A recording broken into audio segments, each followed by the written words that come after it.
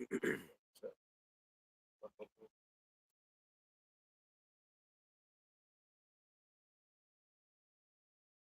should be good. Right. Call Yahweh, Yahweh, Hashem, Yahweh Shai, B'Shem, HaKadosh. double honors to the apostles and elders of Great Millstone. I honor you brothers out there in the highways and the byways teaching His word in sincerity and in truth.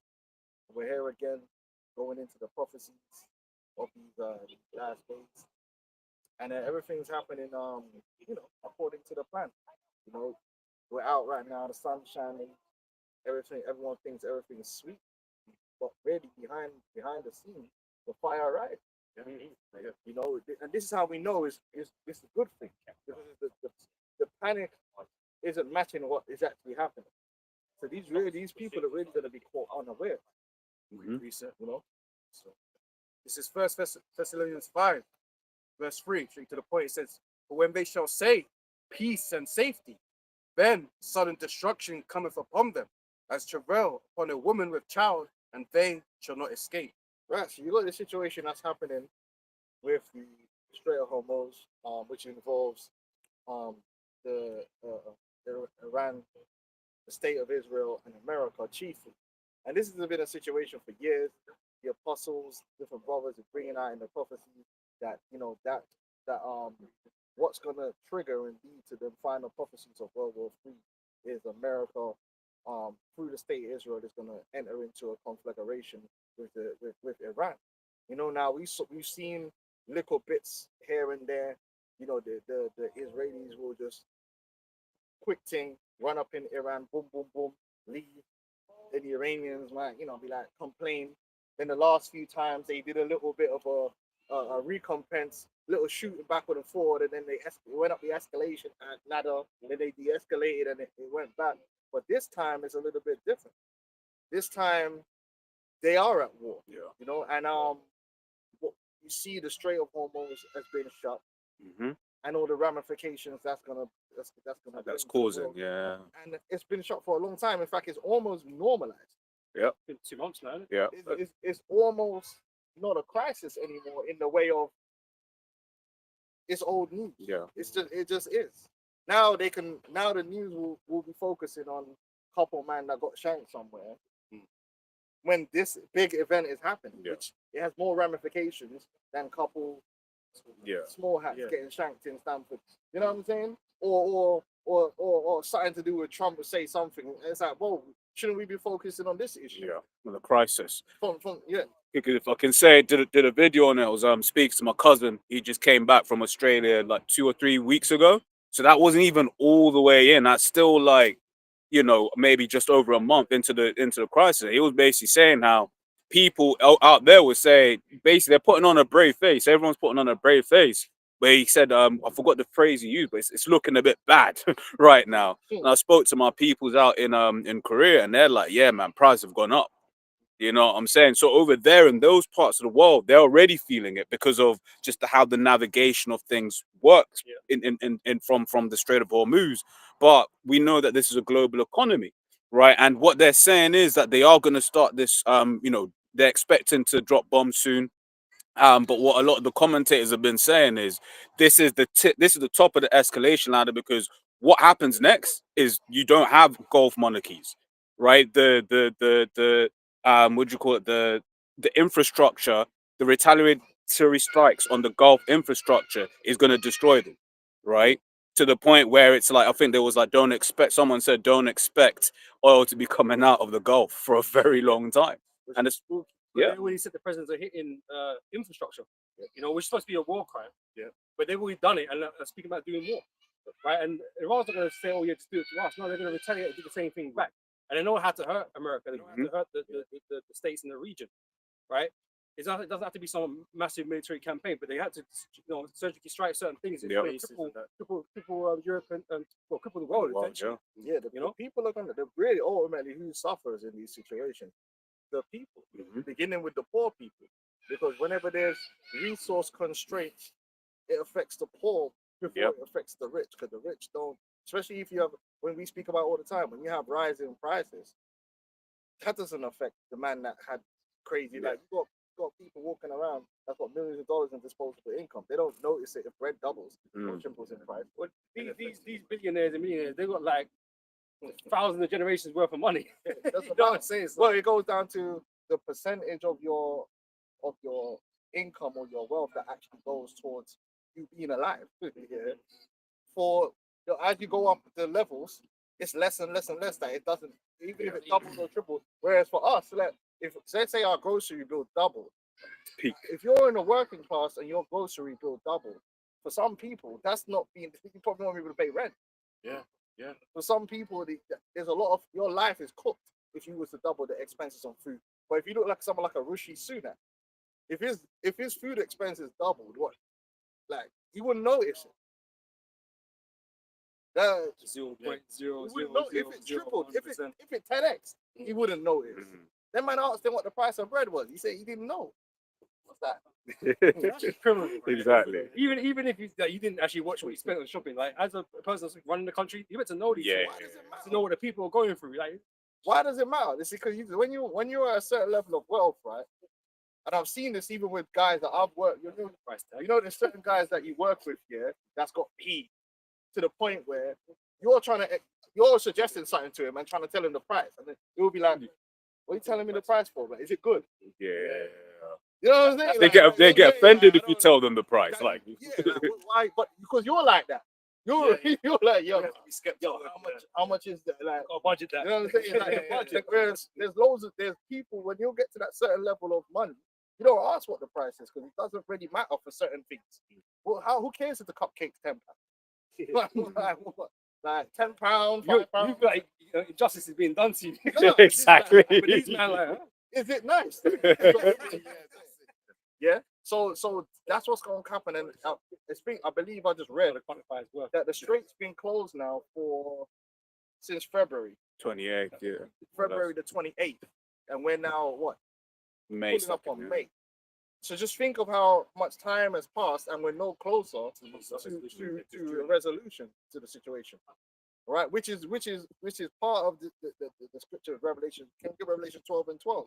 This is part of the devil coming down with great wrath, because all of this, you see Europe, they're happy, even though on a scale it hurts Europe's ability to do certain things. From an administrative purpose, it allows them to push forward with the plan to subjugate the European people even further. Which is why you look at the way they're dealing with it. It's like, oh well, the strait's closed. I mean, it's not our war, bro. The nonchalantness on how they are actually approaching it. It's like, think of it. Usually they'll be right jumping right in there, yeah. But it's like almost like they've been told, we need this to be what it is. So chill, and that's what they're doing. They're chilling. Yeah, gas prices are. It might be a bit peak, but you know what? You guys are just gonna have to change your habit. You know that Agenda 2030 we've been talking about? Yeah. Yes, you're gonna have to go along with all that, man. And that's what you see. Every interview they have, whether it's a European bank or where, they're always talking about you need to change your habits. That's their solution to the problem. Like, well, we ain't gonna do nothing about it, but we can't do nothing about it. But you know what? I guess you're not gonna be able to go on a holiday this year. Revelations 12 and 12. Therefore rejoice, ye heavens, and ye that dwell in them. Woe to the inhabitants of the earth and of the sea. For the inhabitants of the earth, that's the average man. Because this is gonna be, this crisis is gonna severely affect the people. Yeah. The people of America. So you got Americans cheerleading. Yeah. Not understanding that your own government is going to use this crisis to Against subjugate you. Yeah. Because none of it's what's happening benefits the American people. Yeah. It might benefit a few oil Barons, yeah. oil barons in the short term, and a few corporations, but in terms of the average man in America, like, does nothing for you. It actually works against you because it's eating into your disposable income, and you're not earning because since Trump's coming in, you're really losing jobs. Yeah. They're fast tracking you losing out in this economy. Like Elon Musk and these guys, like, they are pushing Palantir. They just came out with their manifesto. They're taking over every industry, and they're like, yeah, you want to have a job. Yeah. You know what I'm saying? And you don't see Trump coming out and saying, well, actually, I promised everyone they'll get their jobs back. No, not only are you not getting your job back, but you are losing your job. Yeah. Can you code? I was gonna say as well as economy, it's like when you look at America, America's an expensive place to be with like not a lot of public amenities. So I was like I was when I'm talking to my peoples, they'll basically saying yeah things are going up, but then I'm remembering, but actually train travel is cheap, right? In those countries where it's like you can go and use the public services subsidized by the government. Whereas if you're an American, to get to work, you got to drive in a lot of instances. And if your petrol prices double, trebled, you ain't getting to it. Whereas some of these other places, yeah, it's gonna be painful, but it's like there is a bit of public infrastructure that can help absorb the shock for a bit longer. They're gonna For make now. it get bad. Yeah, Then they're gonna create a public infrastructure that everyone's gonna exactly. Oh, you know, where FEMA at? They're gonna be begging for FEMA and Palantir and these men to come in and save them. You know, give them a little bit of that food stamp. Anyway, But that's what Esau wants to be like. He wants to be like he's the savior. yeah. That's it. You know, he wants to replace, you know, the idea of Yahweh Shai, you know, being the savior. He wants to be the savior, but put into slavery. That's what he wants. The chip, You the know? chip. And that's why the chip is right around the corner. It literally is right around the corner, man. When you see people in suffering, that means they're preparing to offer them, you know, that salvation through that chip, or what they perceive, what they perceive will be salvation or security. And it says, "For the devil is come down onto you." We know who the devil is, right? The scripture told you, man, that old serpent, which is the devil and Satan, and that's Esau Edom. He's a devil. He's a liar, because throughout all this was happening, there's nothing but deceit and deception. There's nothing but skullduggery, deceit, and in fact, if you actually even look at it, what proves this man is the devil, right? Have they not been lying from the very beginning of this whole situation? Everyone been in agreement that Trump's been lying. Yeah. They've been lying. Hexeth, Trump, all these men have been lying so much, yeah, that within an hour of saying one thing, they've already said the opposite. An hour or something. Showing this whole thing is really a massive mind attack on the people, because they lying so much. He's just switching off now. Yeah, because the man telling you the war's over every day, and it's been like 3 months now. Getting closer. The thing is, it's like right now, they've had to say, oh no, it's over because what is it, 60-day rule or something like that. But then people are like, so why are the troops still? Like there's no one left to fight. Yeah. There's no one left to fight. They're all dead, obliterated. You know, Lord of the Rings, with the ghosts joined into the battle. That's what it is. Yeah, because the whole thing is a setup. It's a lie. This is why he's known as the devil. The devil means deceiver, because these guys come on the TV and run these tricks and these programs and tell people, look at the assassination attempt that happened the other day. That was all lies, bro. Bro, it was a bad Hollywood film. Like, it doesn't make no sense. Like, the guys. How did he expect to achieve his goal? No, the man thought it was what? So Run in. That's straight out of Arnold Schwarzenegger Commando. You know, when man was just out one guy with a gun, walk around. Bro, that's not how assassinations are done. But it was a show. Like, he coming out. The dog found him. You see the video? The dog found him, and the guy was dead, and the guy just walked away, and then he just come running out like a video game. Okay, like the Matrix. Yeah, and just ran through and didn't get shot. No, not one shot. But someone dissed you apparently. One of the guys But there was no blood. No, but one of their guys got shot in it. The security guy. Oh yeah, and it hit some mobile device. Is that what it is? God, yeah, that's proper Hollywood. And then you read the manifesto that they always have. And the manifesto was a joke. I did you read it? Bro, it was insanity. This is why he's known as the devil, because Esau's always lying and doing psychological operations. I mean, wouldn't even better wait for Trump to come out of the building? And ironically, it's the same building where they had the assassination attempt on Reagan. Right, when I was following the news, it was like Guardian was brought that bit out, and it's like, oh, there's been an assassination attempt on Trump. I was like, we actually doing this right. And so a lot of people realize how fake it was from the very beginning. Someone didn't even react to what was going on. Yeah, it was insane. But that's what they do. They lie, and they're pushing the world towards this war. But it's not going to end the way they think it's going to end. You know, they're setting up their own destruction and they don't even realize it. That's why the scripture says he taketh the wise in his own craftiness, because they think they're being crafty by manipulating the world into the chaos so they can control the chaos. But they don't know that our Lord is the Lord of chaos. He's the Lord is the one that truly controls the chaos, man. He formed the world in chaos. You understand? Like, you ain't the one that you don't control everything. Psalm 58 reinforces the wicked are estranged from the womb. They go as soon as they be born speaking lies. They are poisoned. They were born to do this. They're born to lie. And they tell grand lies on TV. And they get the right people to justify that it's the truth. Just like the NASA, the moon landings. Yeah, it's certified by all the right people. So if you ask all the right people, they'll tell you, yeah, it was real.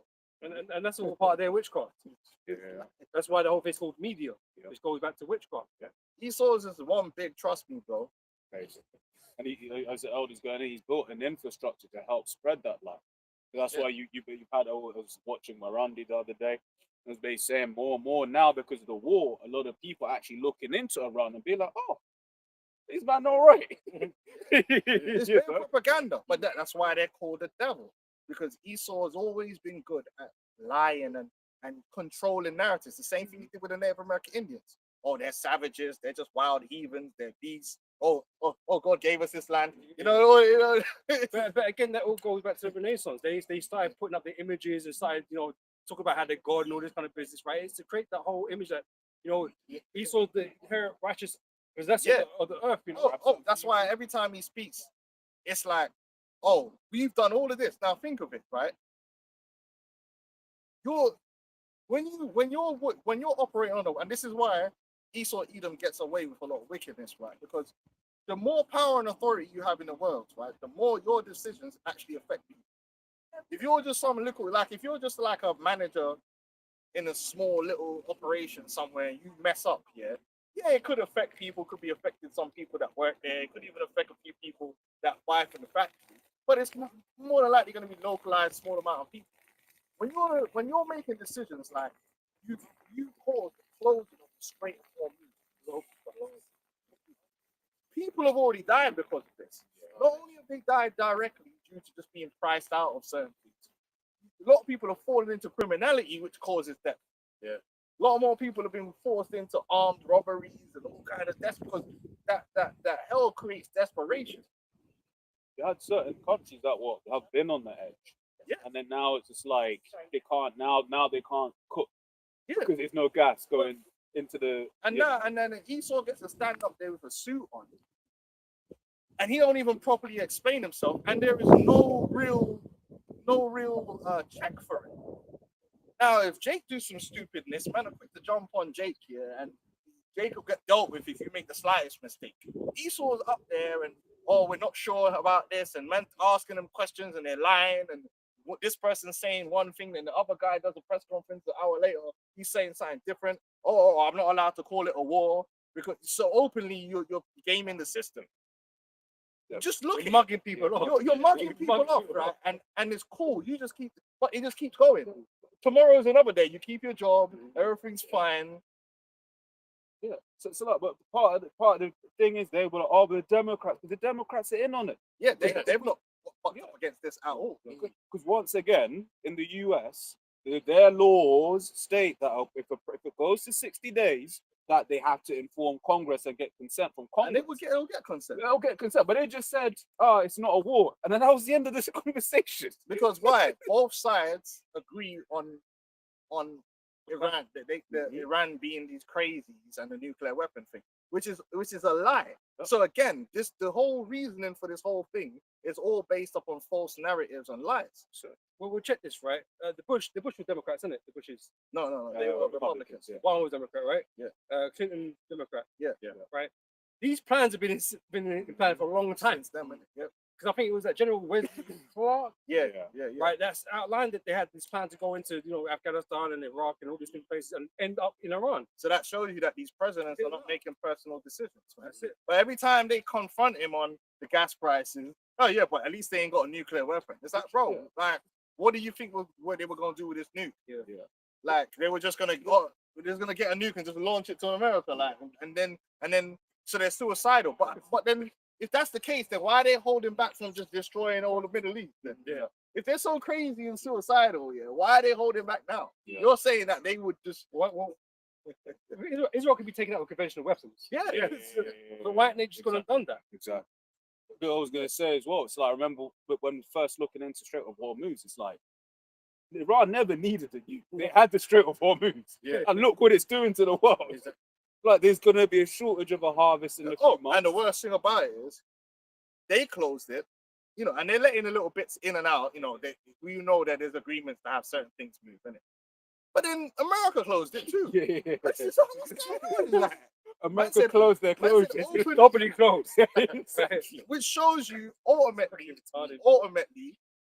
above the level of Trump and the Iranians, this strait had to be closed. Yeah. And it had to remain closed because it feeds into what we're about to go into. It feeds into chaos and the hardship. They need to be in America. They need to be in Britain. They need to be in Europe, because in good times, people don't want to change. But when times get hard and desperate times come, people are willing to do things that they wouldn't normally do. And it's just bullshit. Like, it can't be bullshit, because obviously Iran was letting certain things through, but they had deals and that still going on, right? So it wasn't closed, right? And then America was like, no, you can't make no money. So Now we're they're gonna stop. closed. Now we're closed. But then I've heard that there are still ships Yeah, coming out. China's got to get the oil. So Yeah. we'll let China There are go some through ships them. going through it. So what the hell is going on? But then the prices of all your goods are going up anyway, Yeah. because the corporations are putting them up anyway, And then- regardless of what the price is. They're And still then, and putting then Trump had the cheek to say, because there was people complaining that the oil prices are going up in America, right? And he goes, yeah, well, it's gone up a lot less than we thought it would. Yeah. But you're meant to be bringing the prices down. That's what you Yeah. run on, right? Didn't they say we got plenty of oil? Yeah. So that was to signify that it wouldn't affect America. But it does affect America, because the American oil companies, first of all, they want it to affect America. Secondly, the oil companies have a fiduciary responsibility to sell shit at the highest price. And that's why they made mad profits. Yeah, BP was it? Yeah, Came BP, out. Which where their profits have doubled. I got this real quick. Something I always bring out, but it says a purpose of a system is what it does, right? It says it's a system's thinking heuristic, right? Emphasizing that a system's true purpose is defined by what its actual consistent results, not its intended goals or stated mission. And I always bring it because, once again, Iran said, cool, the strait is open. And then America closed it. That was one. A lot of people, when I was watching Miranda, he was like Trump. I think it was Miranda, but it was basically saying they had a perfect off ramp there. Yeah, They had a perfect. they don't want it. They don't want it, They don't want the off ramp. which makes you go. to Now the you logical understand. conclusion. This is what they want. Yeah. This is all intentional, man. Like all of the different, and that's what Esau will make it seem like, these people are incompetent. But no, when you watch everything that they do, it looks like they do want the economy to crash. Yeah. Because if we as Esau would call us, low IQ people, know that closing the Strait of Hormuz is bad for the economy, you think these guys at Oh, LSE, right, and all of these different financial institutions. By the way, it was know? open before they went and attacked it anyway. Exactly. But And you they know, always you said know they would close it. exactly. You knew what you were going to do was going to cause that. So obviously that was the plan then. That was the goal. Yeah. Because you kept it closed anyway. So that was the goal then. Was you finished on 12? Yeah, I finished on 12. Six, That's maybe? Yeah, 6 and 6? yeah, I got that as well. I'm holding Yeah, that as well. okay. Yeah, Esau, man, he's a proper devil, man, and that's why he's gonna have to pay. That's right. You know what I mean? You see the games that they're playing, and like I said, the left, right. The left is pretending that they're against Trump, but they're not really against what's happening. They voted in favor.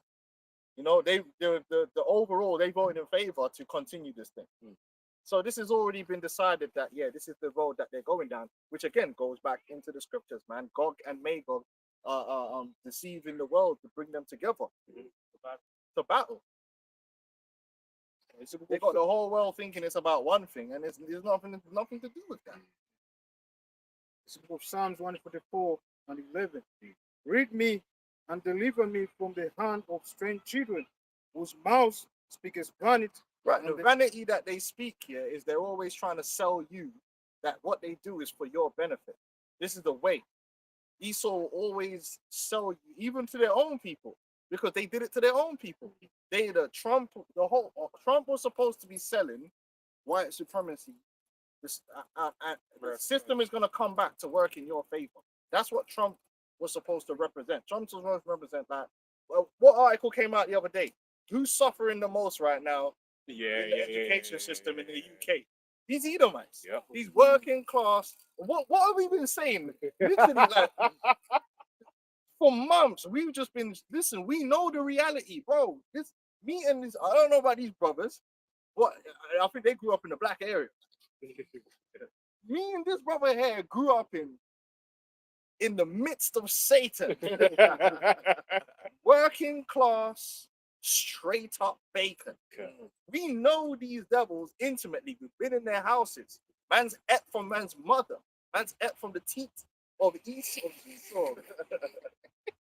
Man's been offered the Sherwood's curry pride, the curry pride thing, and be like, yo, What was it the Sutton fish fingers? the fish, bro. Man have been invited to the barbecue, and then man are taking the chicken straight out the packet and onto the barbecue. You know what I'm talking about?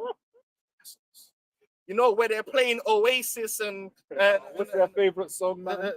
Sweet fucking Caroline. Sweet Caroline. Excuse my fault, sorry. We know these devils. So when these devils try to bring this idea that they're so IQ, I went to school with these Donnies. They weren't no high IQ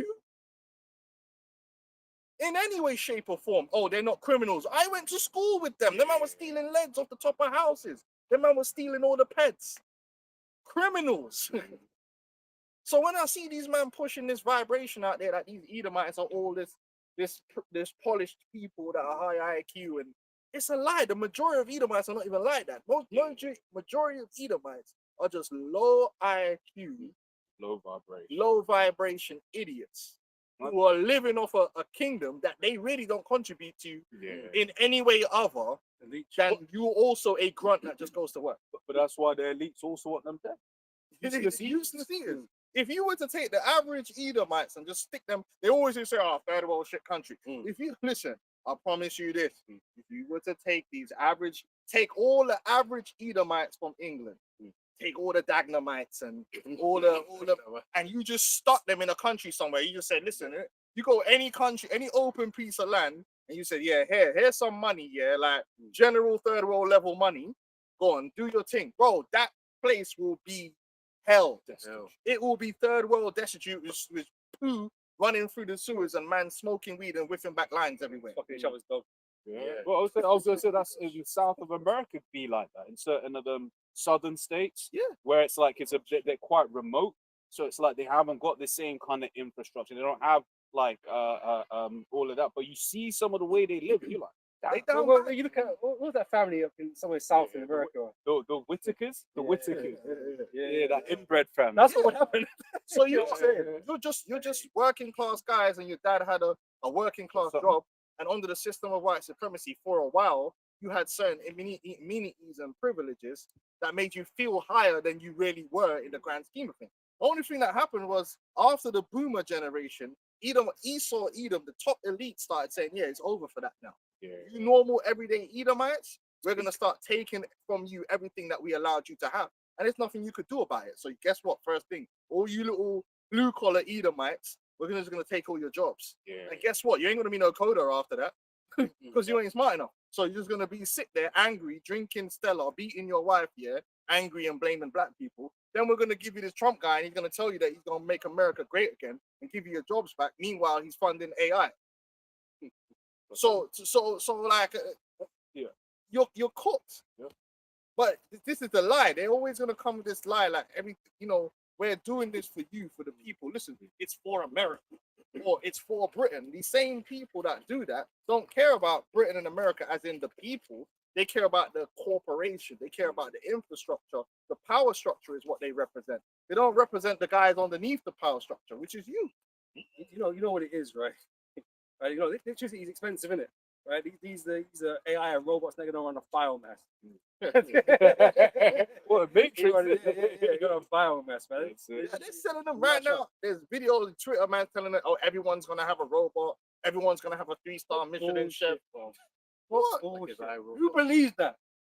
Bro, there's man that believe it. I've worked with man. Trump said you meant to be a millionaire by now, bro. But he said you're gonna have so much. That's what We're gonna be so much rich, so rich. much money. Man ain't gonna know what to do with it. Yeah, Where is it? and they believed him. This is on your previous point. It says Habakkuk 2 from 16 says, "Thou art filled with shame for glory. Drink thou also, and let thy foreskin be uncovered. The cup of your house right hand shall be turned unto thee, and shame from spewing shall be on thy glory." I was bringing that out because you're talking about how, there's this image, which, this precept encompasses a lot about how Esau is being exposed, all of the different things that he used to glory in. People are now speaking about it, being like, nah, but actually, like, you did wickedness to get all of that, right? The reason I was getting this one, who Esau really is being portrayed out to the world, thankfully to social media. Because at first, what did Esau have? Before video stuff was out like that before, you had World Star Hip Hop. Yeah. And the camera, it was Esau, the camera like that on Jake. But the beauty of social media, the beauty of you being you being racist on Twitter, the rest of the world is seeing as like, Muslims can get free council tax if they make their church, their house. People looked at that, I was like, how did you believe that? It's the way Esau goes about it as well. Because he was like he's the smartest dude in the room everywhere he goes, right? But everyone else is stupid. Bro, We've been with people, different nations, different people that they're like, yeah, this guy's foolish. You know what I'm saying? Listen, if anyone that the American political system is all about contempt for the average American. Because anyone that's got any half to two brain cells already done worked out that it's all bullshit. So if the fact that you even bought into it in the first place shows your LIQ. I remember speaking to one of my old colleagues. His missus is Russian, and they said the difference between us is we know our government's propaganda. You guys actually believe it. Remember when they first came out? You had that helicopter that crashed, and they were trying to blame DEI. Oh, it was because there's black people in the air tower and all this bullshit. Like, okay, sure, brother. Yeah, DEI. What's Pete Hegseth? Pistol Pete. What is Pete Hegseth? Is he not a DEI? But you see, when it's Esau could be supposedly incompetent and make mistakes, and these guys have been making nothing but mistakes this whole time in front of the camera. And you never hear none of these Edomites say, "Oh, he's a DEI." They deserve the job. They're saying that they're the greatest person. He's the greatest president ever. All right, brother. Go on. Let's carry on. You had something? Yeah. That was the point I wanted. You had something. You had a piece as well. Oh yeah, you was reading Psalm 144. Yeah. Psalms 144 and 11.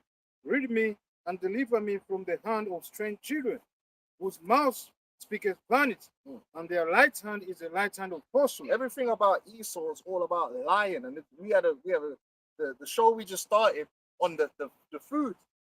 It's all lies and manipulation. He's always lying. This man came out and told everyone at one point coconut oil was bad for you. They just lied. Oh yeah, fats is bad for you. Here, have this low-fat food, and then obesity rates went through the roof. The man lies. He lies about everything. He does not ever let the truth come and get in the way of a good agenda. Yeah. The man came out and told you and no one was held accountable for this. And this is what I mean about Esau Edom. See, yeah, we all know that, there's a lot of Jake out there that's pieces of shit, man. And we see them all up on the podcast, on the RTM, talking shit, And these dudes, look, man, we don't respect these dudes. You got a nice watch, these dudes take your arm off for it. Like, we get it. These men cause a lot of pain in their own community. I get that, right? And rightfully so, they should be vilified. These pieces of shit scum. Yeah, they are. So then why is Esau allowed to lie and say there's weapons of mass destruction in Iraq, despite the weapons inspectors themselves saying there ain't? Them man just made up a bunch of shit and said, yeah, there is. Go in there, flipping kill 1 million Iraqis, cause a whole bunch of their own soldiers to die and get poisoned by depleted uranium rounds, and in the end say, "Oh, oops," and then none of them, Tony Blair, or none of them that actually made the decisions to do this thing, face any accountability. They got higher level jobs. They killed more people than all the Pookies put together. Yeah. All the Pookies in America. You put all the Pookies in America and all the Pookies in Britain. Hell, throw in all the Yardies, man. Throw in all the Pookies everywhere. You throw in all the Pookies, yeah? Pookies everywhere. You just concentrate them into one block. They didn't do as much death and destruction as George Bush and Tony Blair did when they made that decision. Yeah, just that one campaign. So where's their 25 to life? Well, it's one of the things as well that the world has seen is just the contempt that these Edomites have, right? Which, you know, Ishmael there, Ishmael, whatever. But it's like, because Israel was about to buy a grain of shipment from that Russia stole from Ukraine, the EU was going to sanction Israel. But then people are like, well, wait there, they've been killing, what, 40,000, 50,000, you know, so-called Palestinians, and you just stood by like, oops, nothing. But a grain of shipment from Ukraine is enough for sanctions. This man is the devil that the Bible speaks of. And he's just a liar, man. We're tired of it. We're tired of living in a world where it's just lies, man. You turn the TV on, lies, turn the radio on, it's lies. You walk around, everyone's operating on lies. Like, you go to your family's yard and they're believing a lot of the lies. It's like, bro, you got to be like, yo, man, that's not true. That's propaganda. So I've got to say, my dad, he watches so much this shit. Like, he doesn't believe all of it, but sometimes he's like, all right, dad, cool, whatever it is. But the propaganda, they're just pushing it out there, man. Yeah. And here it is, just another example, man. Esau causing death and destruction through lies, through propaganda, man. Same old, same old. This is why we need to be delivered from this man, because he can't be trusted. Oh. Was that okay? That was it on that. Okay, let's. You got the art. Okay, you got time, and then we'll get the art extra. Yeah. It's on the famine we're talking about. This is Revelation 6. I start from verse 5, and the subtitle is the third seal famine.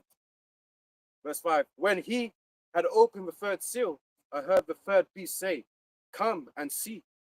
And I beheld, and lo, a black horse, and he that sat on him had a pair of balances in his hand. And I heard a voice in the midst of four beasts say, "A measure of wheat for a penny, and 3 measures of barley for a penny, and see thou hurt not for oil and for wine." There's gonna the famine is fast approaching. In fact, Second Esdras, the famine is fast approaching. Real quick, food and energy is gonna explode in price, and it's gonna price out the majority of people. When I say the majority of people, I mean the working class man, even down to the middle class man. They're gonna be priced out. In fact, certain times, not even just priced out, the food won't even be there. It won't go from the main regional channel into where you are. There's gonna be a break in the system. And I was looking in the video I was doing the other day, it's almost creates a de facto siege because the food is there, it just can't get to you. But one thing as well, if I can say, because I've said many times, I'm an aviation nerd, and like people are looking at this jet fuel thing as just, oh, people can't go on holiday, and it's like it's so far from just that. So it's like one of the models I was looking at was Ethiopian Airlines, right? Because traveling around Africa it doesn't make a lot of financial sense if you're an airline. But what does make sense for them is on those routes where they haven't got a lot of customers, is they've actually got a lot of cargo, including food, including a medication, right, and a whole host of other things. So now if it's not financially viable to move those, if they ain't got the jet fuel, guess what? That food is now no longer getting there. That medicine is now no longer getting there, right? The amount of, you see like planes flying in the sky, the amount of logistics planes, so DHL have a whole fleet of planes, FedEx have a whole fleet of planes, right? So that means there's a lot of goods and other things that won't be able to move. But tourism as well. Yeah. There's whole areas in the world that are dependent in areas in Spain. Yeah. There's a whole areas in the world that in the islands, they made them dependent on tourism, even though the money for the tourism, what people don't realize, especially in the islands, doesn't actually stay on the island. Most of those resorts are owned externally. Yeah. So the whole system of tourism actually wasn't set up to benefit the people.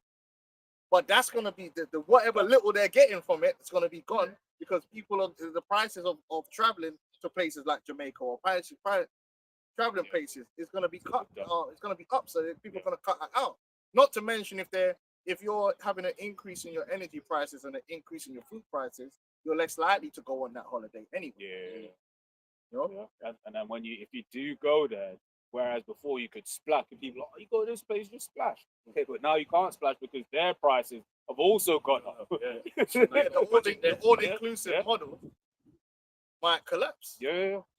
Because this is it. It's like when you look, it's all about fine margins and stuff like that. You know, and that's one of the things that because that's why your low cost airlines don't fly to Heathrow or the main airport in the country. They fly to the little ones because the margins are there, right? Which you can do in Europe. You can't do that in the States. But you can do that in Europe. Yeah, and now you can tell in the markets they're not going to do buy one get one free anymore. Yeah, the real pain. Real pain. It's gonna be hell in the market. Good. Man.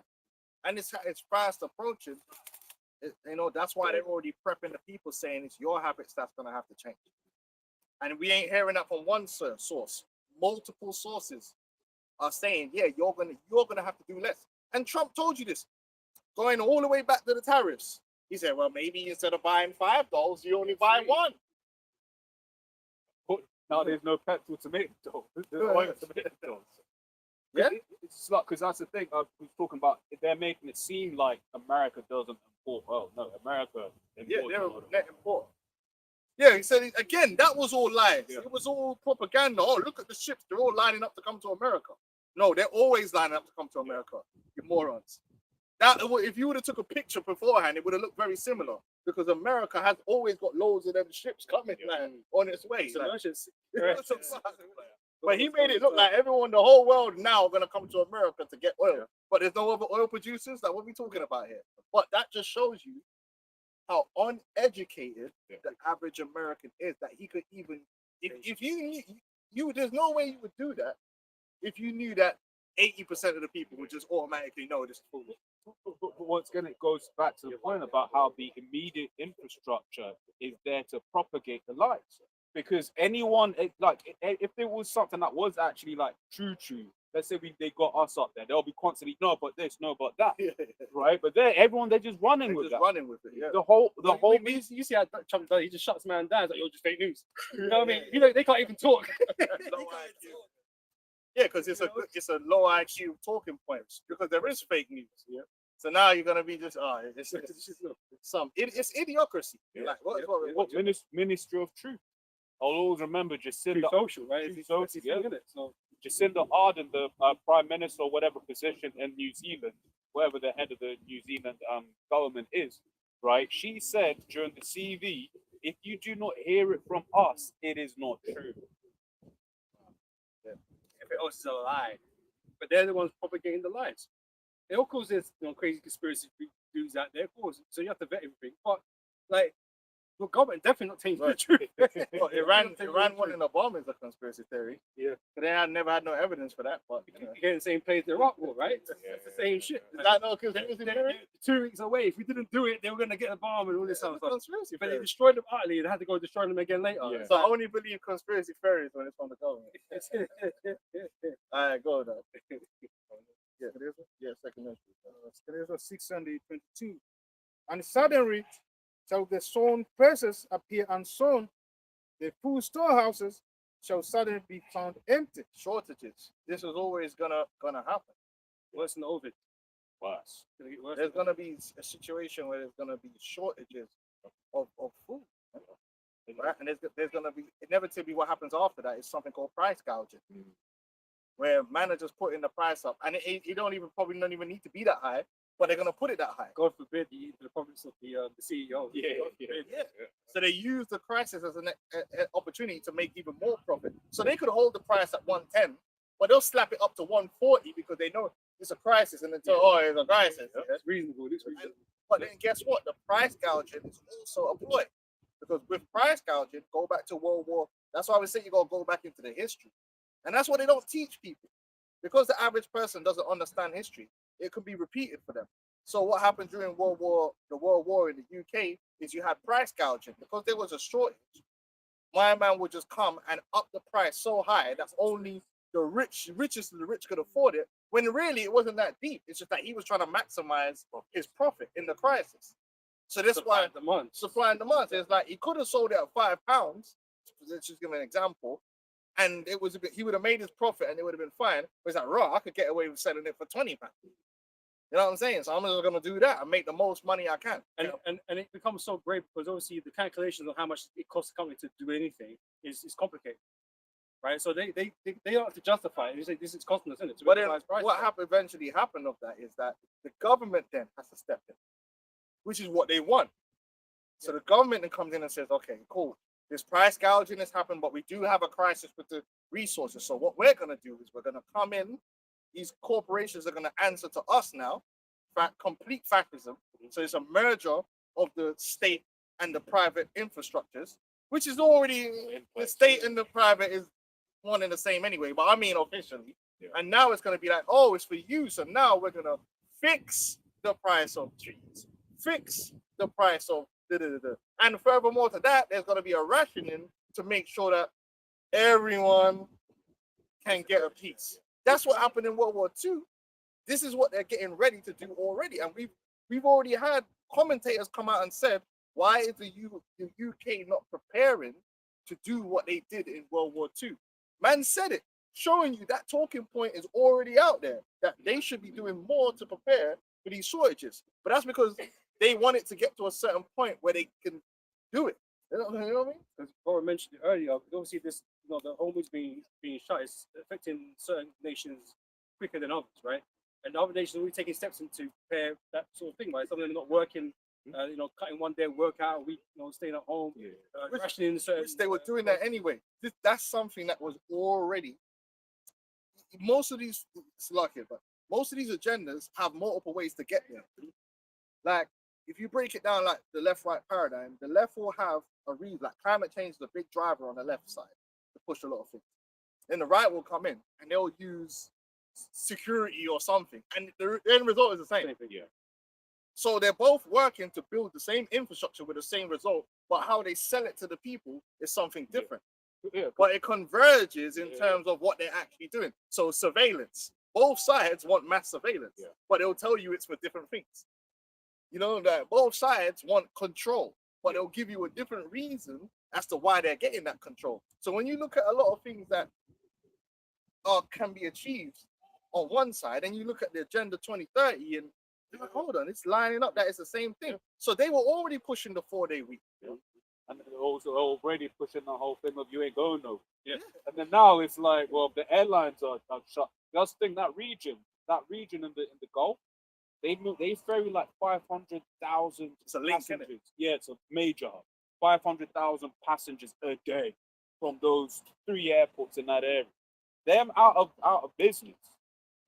That's a whole load of links. So then what happens is you get a lot of overflow on some of the other airlines. So then they're like, wait, we don't need to charge, what is it, random number 100? We can charge 200 because there's a lot of demand, less competitive. Which they already know that, because like I said, they've actually already changed the law. So Heathrow, I don't know if it's the whole of the UK, but Heathrow is very it's of high demand, right? So like, for instance, one airline paying 75 million for a slot, so a time of like we can land at this time, right? Not for the gate, not for anything. It's just the ability to land at a certain time. Now it's very strict at Heathrow, where it's if you miss certain slots over a period of time, they get moved on to someone else. The government have already changed the laws to basically say, okay, we're not going to change those rules. What they're basically saying is, we know there ain't going to be no planes, but you giving the illusion to the airlines that, oh, you're going to be able to keep your slots. But it's like they're actually telling you that now they know that this crisis is going to get even worse to the point where planes ain't landing. You know, which is all right. They don't care. Yeah, they keep you locked in. Which leads into the whole 15-minute city thing. Which did anyone look up the thing with Oxford and what they were planning in terms of the parking permits and all that stuff? I didn't look into it to see if it was true. They've been taught, because Oxford, there's a lot. Oxford, Cambridge, because I've got some family in them. As when you do go there, it already feels like that. 15-minute city. It feels very 15 minutes. Yeah, a lot of the new builds, they build the Sainsbury's local is built into the apartment complex. It never used to be like that. Back in the day when they built, back in the day when they used to build the blocks, the block was just a block, and then you got like the local corner shop. Now they build a little mini supermarket into the actual new build. So you don't need to go nowhere. You can go get your stuff from there. If they ain't got nothing, then that's your problem. Liver, innit? Yeah. Uber Eats.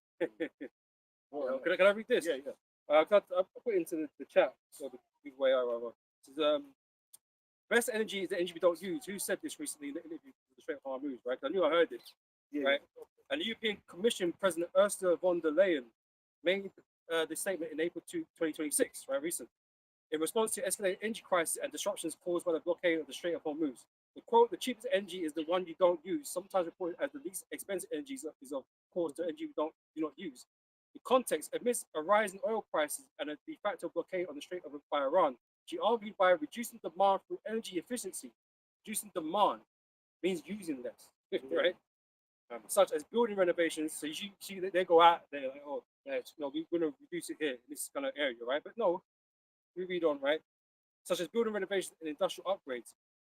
Reaction to this, while framed as a sustainability strategy by some, the remarks raised criticism from those arguing for increased domestic production rather than reduced usage during the bottleneck, with some critics on social media characterizing it as a policy on staying home and turning off the lights. That's what it is. Europe is being deindustrialized. Britain is being deindustrialized, right? But not only that, the products you used to have the ability now to bring in all these cheap products. They're gonna get rid of that now. You're gonna be reduced. You're basically the standard of living that the first world has enjoyed is over, which goes perfectly into Agenda 2030 when it talks about equality. Yeah, everyone's gonna be on the equal footing, but you're gonna have the elites. So basically, everyone's broke. That's basically what you're gonna do. You in America won't be any better off than a Don in Thailand. The whole world is gonna become the third world. And then you got the elites sitting on top who they control all the resources, so they got access to whatever they want. But you, it's not gonna matter whether you live in Britain or it doesn't matter whether you live in it used to matter. It's not gonna matter anymore. This is what they did. They deindustrialized Europe, and now, like what you're reading here, it's another way of saying, look, man, you man are just gonna have to have less. You're gonna have less products. You're gonna have less work. Everything's less. And that's what they've been pushing, right? And that's I want to link it with this, right? Because she said this, right, von der Leyen, right? But not because of the response to the Strait of Hormuz. But this has been an agenda. It's been an agenda, right? So I put in the same thing, but who said this originally, right?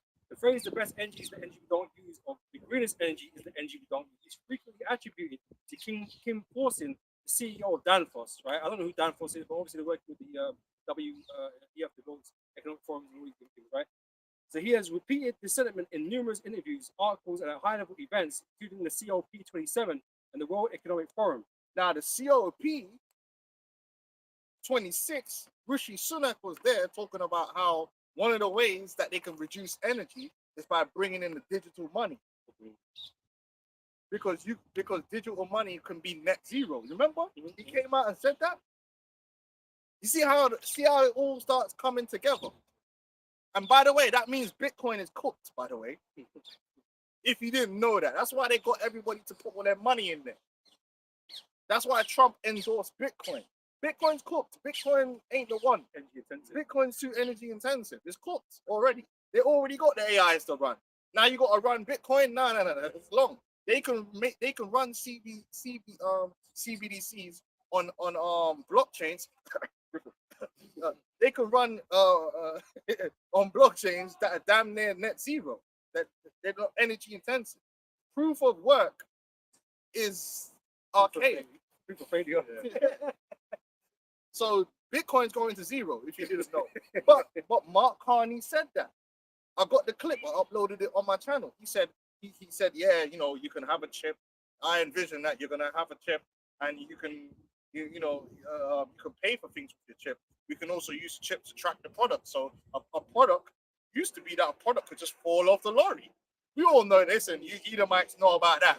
So I've got a few items. Don't start acting like you don't know what we're talking about. You know these Edomites, they don't steal, bro. Listen, I told you where we grew up, bro. A lot of things man got in their yard came off a lorry. Sunday market. Yo, man's TV fell off the lorry. Yeah. wasn't it like a 50 million, but basically several £1 million a truck of Kit Kat. Lorry, Yeah, Kit Kats got stolen, That's right. and it just Bro, disappeared. pallets be going missing all the time on the Edomites, man. That's a fact. Yeah, it just we don't know where it went. It just disappeared. That's been a way, part of the system. That loss or that leakage has always been part of the system. Now with the ubiquitous RFID and the logistics, if any item goes missing, it's flagged straight away. Exactly. But have you noticed on Amazon, you order certain things have look, it's the shape of a T, but it basically is like track something. But it's basically it's a blockchain from manufacturer to you. Yeah. I don't know if you've noticed that on some Amazon packages. Oh, that okay. you get. See, so that's what the Mark Carney said, which he's a It used to be He's a- something he used about to be Barclays the or Bank. Europe, no, Bank of Europe or something. I think was it Bank of England? No, Bank of England. Yeah. And then he went to Canada. Canada, and now he's a prime minister or whatever it is, right? And one of the things he said was, "Yeah, you know, you could use Bitcoin, but we could always just find a way to blow it up." He said that in the. Oh, no, Somebody else. it wasn't Mark Carney. I feel like somebody else. Fine. Could be wrong. I'm picturing Mark Knight. I don't think it's the same dude that said that. But yeah, the guy said that. The guy said what he said about the Bitcoin. Yeah, we can find a way to, you know. He said it. He said we could just just blow drop it it. up, man. Fucking like bad habit, bro. Hey, whoa, let Satoshi's wallet start moving towards Which it shows you who's manipulating the market. So you control all of that, really. Well, it goes back to Tether. The whole Bitcoin pumps have always been basically a Ponzi scheme where Tether prints dollars and buys Bitcoin and then use Bitcoin as collateral to print. It's been known. It's Ouroboros. Yeah, With like Nvidia and OpenAI. Yeah. Where like Nvidia invests in OpenAI buys Nvidia chips, Nvidia. yeah. Bitcoin is ready to explode, man. That's a fact. So get out while you can, man, while the price is high, bro. Because it's not the future. But hold on, I'll actually get it here. So I've got it. I'll finish reading this off, right? So yeah, it says he had repeated this sentiment, Stan Foss. He had repeated this sentiment in numerous interviews, articles, and at high-level events, including COP27 and the World Economic Forum, to emphasize that energy efficiency is the most crucial step towards a green transition. So this is really about the green agenda. It ain't nothing to do with the Hormuz Strait, even though that's putting strain on the situation, but because it's being orchestrated that way, That's right. you know. But there's always the plan to move in this direction, regardless of what was going on now, right? Right. I was wrong. It wasn't Mark Carney. It was Stefan Pollard. He was the Bank of Canada, but he was also from the Bank of Europe as well. That's it. Salaki. It was Stefan Pollard. But that's what he said. He said,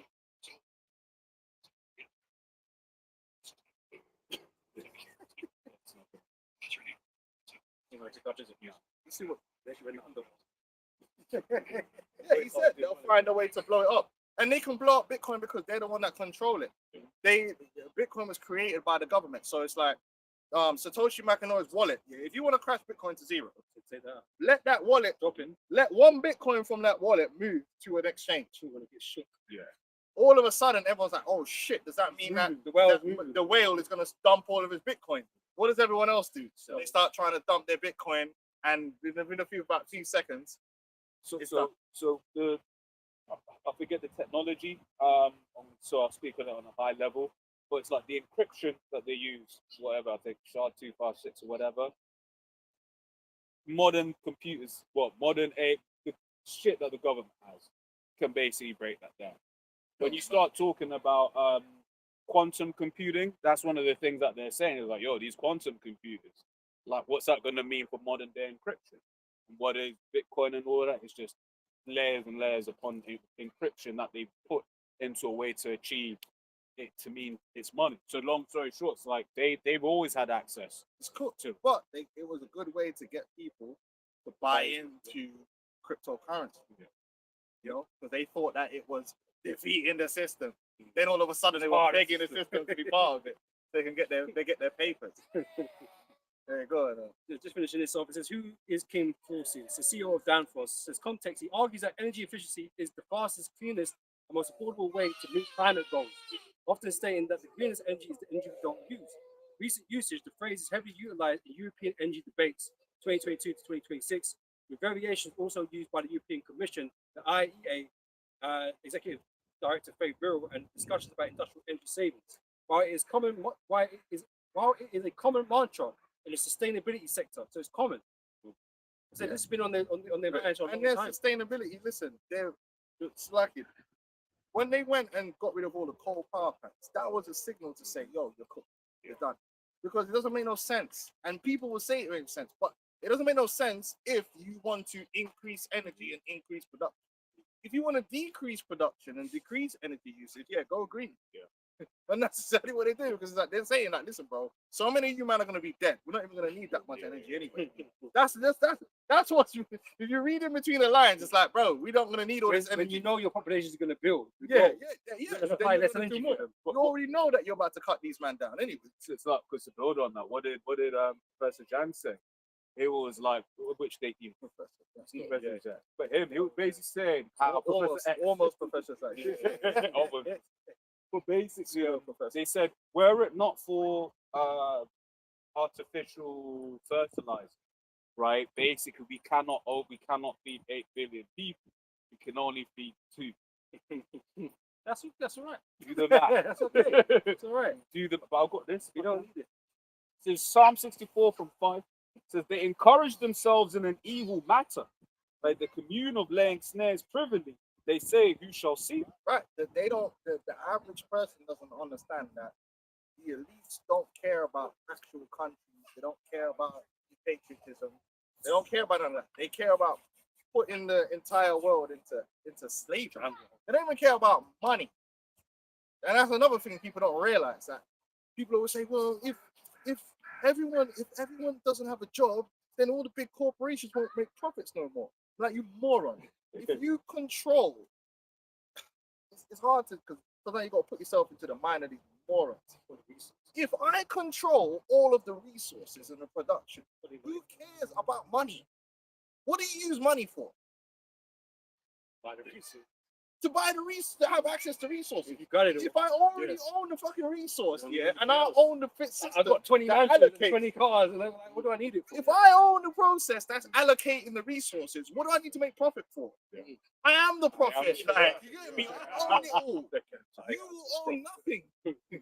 They will own the system itself that produces the burger. I don't need to buy the burger. The burger gets delivered to me because I pressed the button. Yeah, it's sort of like when you work in one of them spots, everyone else is buying the burger, but you just take Don't one. need- they- Like, So that's what I'm saying. That because they don't understand that Esau's goal is complete control. Yeah, complete control. That's what the system is really all about. That's what the MOTB system is about. It's not about the old system of capitalism and buying. It's selling like how you know it. Because the paper money is worth nothing. It isn't worth anything. That's why all this debt doesn't mean nothing to them. They could clean the debt. It don't matter. What's it about? It don't matter. What does it matter? Like, to the elites, their power goes beyond money itself. Their power was that they control the system of money. It's not the money itself that made them. They gave them the power. It's the fact that they could print the money. They could decide what it is or what it does. So in a new system, it's the same thing. They control the CBDC. They can give themselves whatever allocation of whatever they want. Who needs profits, bro? The corporation has the infrastructure. They're just gonna run. And if they need workers, they have workers. If they don't need workers, fine. If they need energy, they have their energy. They have everything they need because they own and control all the infrastructure. Yep. Profits. That was the old world. No one cares about profits in the new world, man. And that's where man are gonna go wrong, because they're attached to stock prices and profits and all that, and they're gonna get caught out. You're inflated and faked anyway. but yeah, because those are a lot of the times those are government companies, right? They've just got a public figurehead. Right. Call it NWO. Like Elon. Elon, yeah. Elon's a slave. Yeah. Elon is a front man. The real power goes way beyond them. And do you think Elon has more power than them because he's the richest man in the world? No, he don't. Elon answers to people. But you would think Elon running everything because of his wealth. Well, this power goes beyond wealth. It's part of it. But think of it. Someone had the power to give him that wealth. Exactly. think of it. Like they create wealth. It's like the genie in it. You know, the genie gives the man, powers. But like the genie gave you the power. Like you don't want power from the genie. No more powerful, man. They got, you know what I'm saying? But you need the money because we're broke. You know what I mean? That's the only power we gonna have. This is from the French philosopher Voltaire.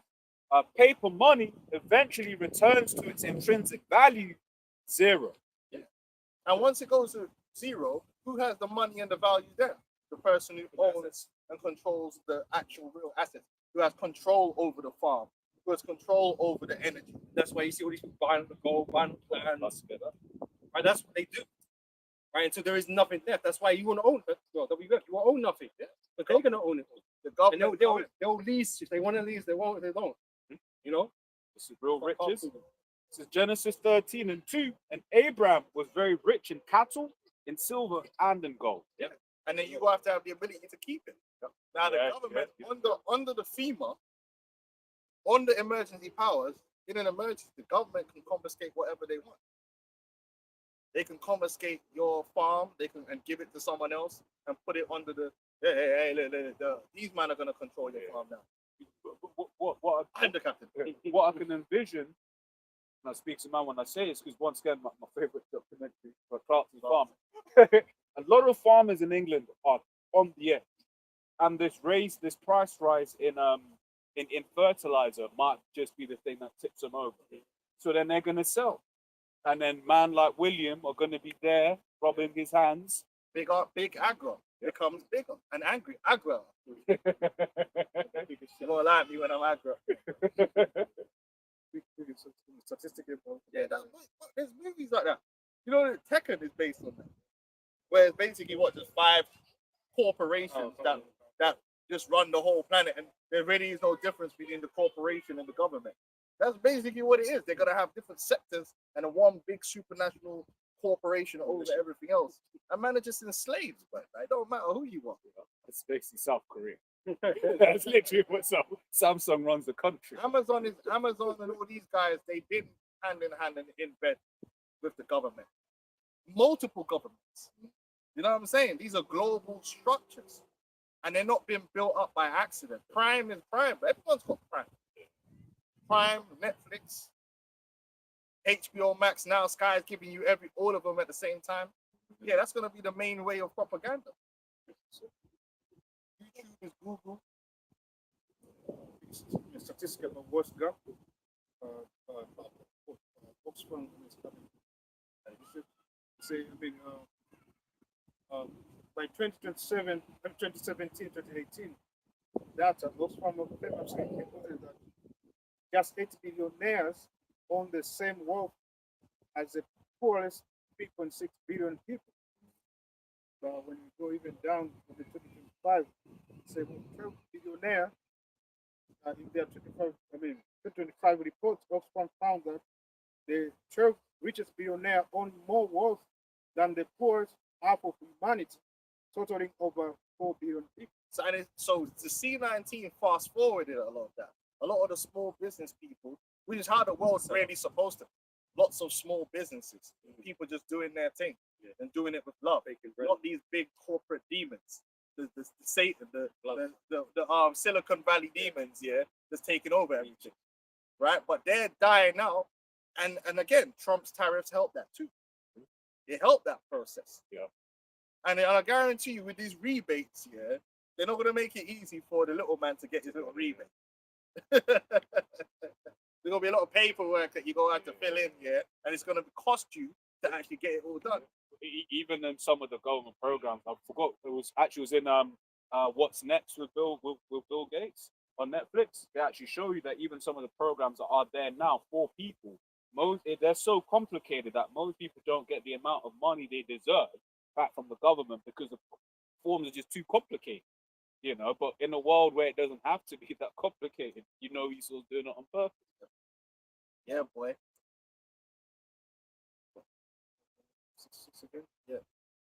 Ezra 6:22, and suddenly shall the sown presses appear unsown. The full storehouses shall suddenly be found empty, and the trumpet shall give a sound, which when every man hears, they shall be suddenly afraid. Yeah, the war is gonna get real because this war is gonna expand. But they're seasoning it. You can see they're letting it simmer. Hey, the ceasefire thing, we're having a ceasefire. But while the ceasefire happening, the straits closed. So the stress on the system is continuing. Yeah, because it's common sense. Like imagine during this period of time, ships were moving. You have certain places that will be getting some relief. But this is it. It's like when some of the videos where it shows you how long it actually takes for a shipment of oil to get to another part. Basically, the guy he broke it down. What was like it's the speed of a bicycle, right? That's how slow these super tankers are. So that he basically said. So imagine cycling from Iran to America. That's gonna take you a very long time. Which is once again why some of these shots haven't necessarily hit some of those farther away regions because the shipments were still coming through. The worst thing is, the strait could be open. It could be open. Because as far as Trump said, like they can be, so the uranium's, is like they can't build a bomb. For the good of the world and the people, the poor people of the world, that should be a priority. That the strait, because it would at that point it wouldn't matter if Iran's earning a couple million here and there. You're destroying them anyway, right? They've got to fix their shit. But a true humanitarian be like, oh, we're gonna let whatever can move so that the conflict doesn't affect the world as much as possible. Mission's done. Yeah, but they want it to cause, but especially you Americans, man. America's gonna get it hard, man. They're gonna get it. The Americans are gonna get it the worst. So the fall in living standards is gonna affect Americans more than anyone else, because they're the ones that have to actually have the greatest. They don't. Most places in the world, people ain't got $20, man. Ain't got credit. Yeah, they don't have a lot to lose. The real place where they're really targeting is Europe, in terms of destroying it. They're the ones that are going to be hit hardest by all the madness that's happening, because they got the most to lose. They got the highest lifestyles that need to be brought down. Yeah. Eating all that steak. They got more of that.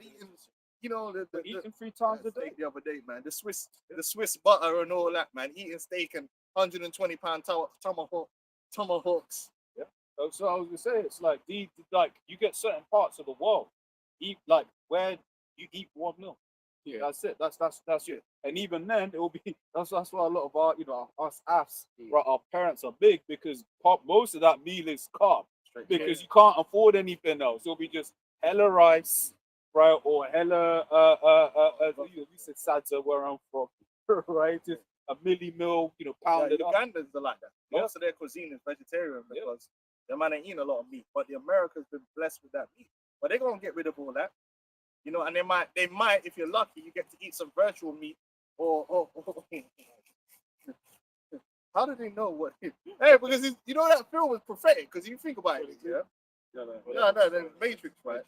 Because really, what they're gonna end up doing is, you have nothing, but you will have things virtually. So if you work hard enough, you can get certain things virtually. So your holiday will be virtual now. You're not gonna be going on a holiday to Hawaii. You'll be in the metaverse going on holiday. That's how it's gonna be. But the thing is, if they did that, think of it like this, right? Yeah. Think of it like this. It's just like football. Yeah. We're talking about it today. You got these dead ballers running around, and the youth state scene, they might not have seen them on a Dino play. So if they see like a dead baller, they don't know no better. So they think that's a baller. Because they ain't seen one of these. So imagine if you've never actually been to Hawaii or nothing like that, experienced the warmth of the. So then if they give you some spooky virtual reality version of it, then you're gonna run with it. It's like the sex thing. Remember in Demolition Man, man's like, yo, what is this? Because think of it, if you got all these incels here, they've never had sex with you, and you throw them some virtual sex here, it don't matter if it's good or bad. Man don't know no different. You don't know what it's like. You just imagine it different. You know what I'm saying? So the suppleness, something. Would you call it like your what you call this though? Your big one OF, like they'll definitely be working on AI models right now. They've got all the content, right? And that's for what you call it, for building models and like AI models. All you need is content, and I'm pretty sure there would have been something in the terms and conditions that said all the content uploaded here, we can do whatever. Yeah, well, the porn is gonna be like your reward. Official Rat official race, reward. Your sexual activity for this week. You've been able to productive citizens this 10 minutes. Yeah. Select your porn. Well, that was thinking Black Mirror, yeah. Select your porn. Jacob, get out. Here's your oil tokens. Yeah. That's how it's gonna be. Because they're gonna constrain. They've already constrained. Started constraining sex. You know what I'm saying? Like, and all these different things. Yeah. So all these the normal things that we consider to be life, Esau's gonna take it away and give it back to you in a very virtual way. But the younger generations ain't gonna know no different. They're gonna think that's life. So they'll be like, "Oh, this is great! Oh, Meanwhile, us man were clapping cheeks. Yeah. That's what my And man was we're like. the problem. Man was like, "Oh, this is it, bro." Like, Imagine they say we're the problem. They're trying to take box away from you, but we're the problem. man's gonna be eating that fucking Soylent Green, Yeah. thinking it's a steak. Delicacy. Wow. No, because they've never had a real steak before. The generation that had steak is dead. Now you just got this fake meat left, and he's like, and but that would be the premium thing. But we all knew it didn't taste the same. Yeah. We all knew it didn't taste the same, man. They'll tell you it tastes better. Yeah. That's what I'm saying. But meanwhile, the elites, they'll be eating steak. Yeah. That's the world Esau would like to have. But obviously, we're not gonna get that far. But this is what all this is setting up. Oh, yeah, but To take everything away so that they can give you back everything fake. Give you the go watch the hey brother. Hey, see? Brothers don't listen to me, man. I've been busy with my Salah. I'm bad with films. Soylent Green. Bad with films. Can I Man, they give you that fake jam, and so you never had real strawberry. You've never had a real straw. The real. You've only had the fake. Even a lot of these drinks now. I'm sorry, but I prefer the old diabetes drinks. Man, my daughter, she went cinema with her, and she wanted these Tango fucking snow things, right? Yeah, and I'm like, oh, okay, because I tasted it. I'm like, what the fuck? This is chemical. This actually tastes like it doesn't taste like there's no sugar in it, and it's just tastes like bleach or some shit. It's like, no, it's lovely. I'm like, what the fuck? That's not. You don't know She don't know no better, bro. Because when we had the real, you remember when Tango first come out? That thing was just bare sugar, yeah. Diabetes in the can. Can I grab this? And I've got some information as well. Just on Bro, Vimto back in the day. Matthew 24:22, and except those days shall be shortened, there should no flesh be saved. But for the elect's sake, those days shall be shortened. Bro, everything's cooked, and so they've been already reducing everything in the name of low fat, low sugar. Most things ain't got no flavor. It's fake flavor. It's not even real. You know, food coloring.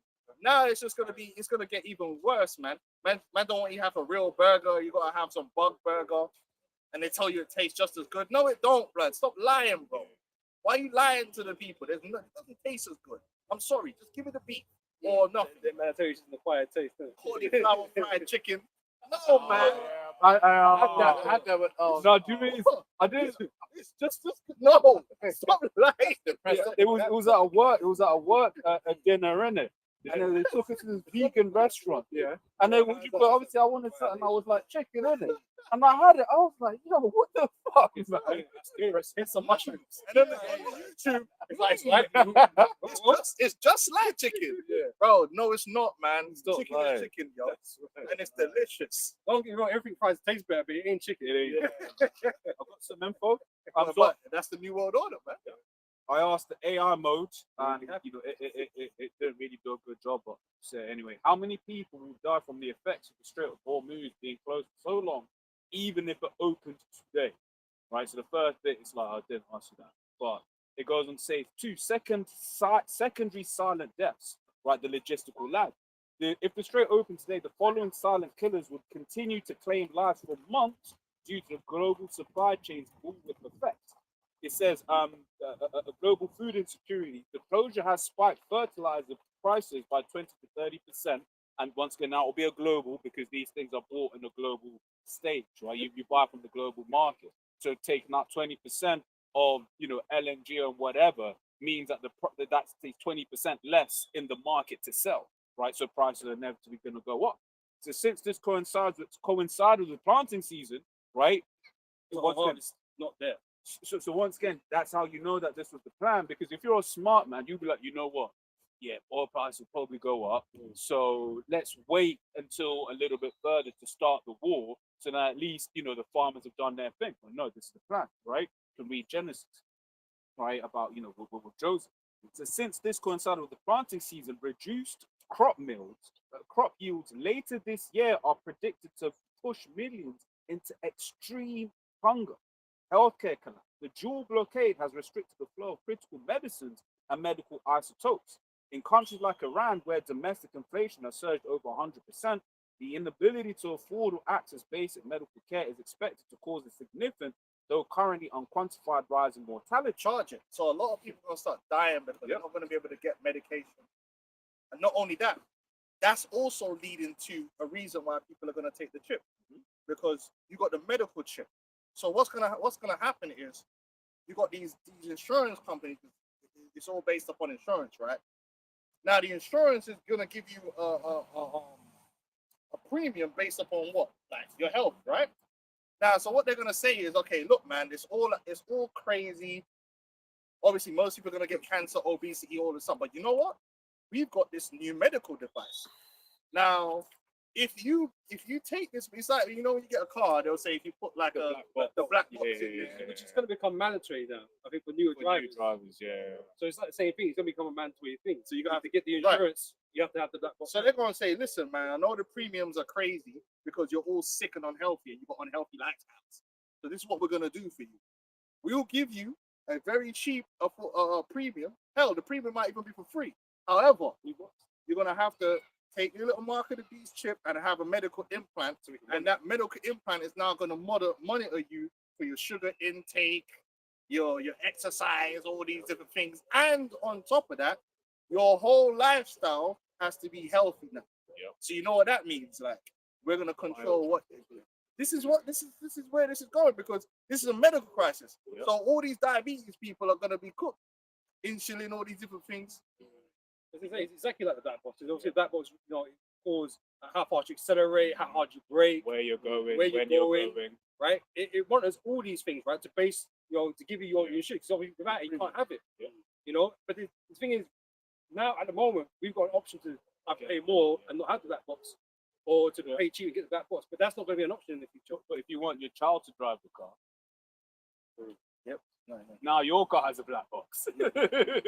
So then that's why one of the first things, the Stargate program, when he came in, what did Trump say? He said AI is going to cure all the diseases. We could do all these things. Yeah, because but in order to access that technology, you're going to have to take a chip. That technology is going to be, okay, you want access to this new medical content. We're not going to give it to you so you could just go eat 20 Twinkies. We'll give you this, but what comes with it is you're going to have to take this chip so that we can control everything. This is what they're going to do. So one of the reasons people are going to take the chip is to access for medical care. Some people are just going to be access to food. There's different pressures that people are going to be under to take this chip to get part of the system. The CV show. Ecclesiasticus 12 and the 16. An enemy speaketh sweetly with his lips, but in his heart he imagines how to throw it into the pit. So while we were breaking down the health crisis in America, yes, people have shown a lack of discipline, but that lack of discipline was fostered in them since they were children by the very same system that is coming up with the solution. The addiction to sugar, the poisons in the food, the over excessive eating, and all these different things was a system that was put upon the people. You look at some of those American portions, that's a brick. You're like, wait, that's a small. Something that's like bigger than our large is a small. You're like, what? This is been done on purpose. It's problem. They show that in the learn protocols of the elders of Zion. It speaks about giving the people the liberty so that you can come back and take it away. It's just the same reason when you see all this sexual depravity. Now they're gonna say, look, we're gonna control all sex now. And people are ready for that because most of the youths don't want to have youths anyway. So there will be a point where having a youth without permission is going to be illegal and everyone's going to be neutered. And man, see that, yeah, that's how it's gonna be. Oh, but see, because if we don't, you're gonna get this welfare mom, and she's poor, but she had 18 children, and okay, yeah, that makes sense. So now no one can, you know what I mean? And again, the movie Fortress, there's a few films that show you that where it's illegal to have children, or you can only have children if you fulfill certain duties within the system. Like for instance, the movie what's the one where they're fighting the bugs? But it's actually quite a good. It's a parody, but it's funny. Starship Troopers. In Starship Troopers, the reason they were joining the military was that it made you be a next level citizen and it allowed you to have children. You couldn't have children unless you joined the military. Which, if you read Palantir's for manifesto they just released, pretty much that's what they were saying. They were saying, look, everyone's going to join the military, but you get extra benefits. Can I finish this, Yeah. Abu Kashaf? So I'm back on this, right? It's 3. I'll read it quick. Oh, what's the second? I think it'll be so the 3, economic despair and long-term impact. I'll speed through these last 3 bullet points. It says vulnerable economies, developing nations in Asia and Africa, which rely on Gulf oil for 80% of their energy, are facing existential threats. Right? For instance, experts have already predicted an increase in farmer suicides due to skyrocketing debt and input costs. Energy poverty, with the IAEA calling this the largest supply disruption in history.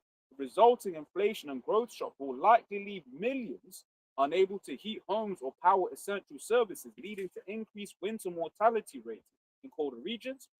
Lastly, it says, in summary, while the current direct death toll is in the low thousands, the total number of people who will, quote, die, right, because of this closure is likely to reach the hundreds of thousands or millions due to the delayed effects of global famine, medical shortages, and economic collapse, consequences that are already locked in even if shipping resumes immediately. And then, so if you add an actual full-scale war in multi-regions to that, yeah, it's big. But once again, it's like that's why like Marandi. So Marandi was like, look, if Iran attacks, if America attacks Iran's critical infrastructure, like, yo, it's peak for the war. Right? It's like, it's peak because they're like, look, we've got nothing else to hit but the big things now, and that's really where the world is at. It's only the big things left to hit. So if we kind of reach the top, where it's like, look, man, the next Iranian kind of strikes, the Gulf state. Oh, that's another thing. Geography plays into it, right? Because basically Iran doesn't get as hot as the neighboring Arabic countries. So Iran can live, or he was saying Iran can be in pain, but they can live without aircon and all of that sort of stuff. He was saying, look, if Iran starts taking out energy infrastructure in Saudi, in those Gulf nations, it's going to get too hot, and then people are physically just going to have to leave. And that's why I was saying, the next escalation, you could end up with no, you saying the next escalation, you could end up with no Gulf states. The man built it. Yeah. None of them cities were actually built. Yeah. There was no one living. Yeah, You can travel through it, but you don't live on it. Yeah, when you're what do you call it? When you're basically looking at a lot of the infrastructure, it looks clean. Yeah, it looks clean. But then I remember researching into it, and it's like the roads, because you still get dust storms. But it's like you need a constant stream of infrastructure cleaning up the roads, right? Watering the roads. Which you can if you're bringing in millions and you got some cheap labor. I forgot what it was. The UAE actually gets a lot of money from air travel. Well, I think it's like it's quite a big part of their GDP, right? And all of the people that aren't coming through anymore, that's costing them a shit ton of money. So then now imagine Iran takes out Abu Dhabi airport. Yeah. Cooked. Yeah, they want to do that. They want to take away all the havens, all the safe havens, man. Because you know these little mini-me rich people thinking there's a safe haven. They ain't gonna be no safe. And they've already been talking about that. The global tax thing.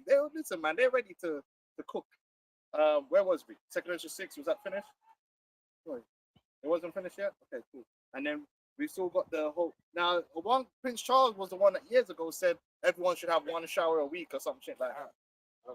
Yeah, but they've been pushing this thing, and the 5 a day. This is why they came up with the whole thing about your 5 a day, your basal metabolic rate, and all these different things. Yeah, that's what you're gonna get.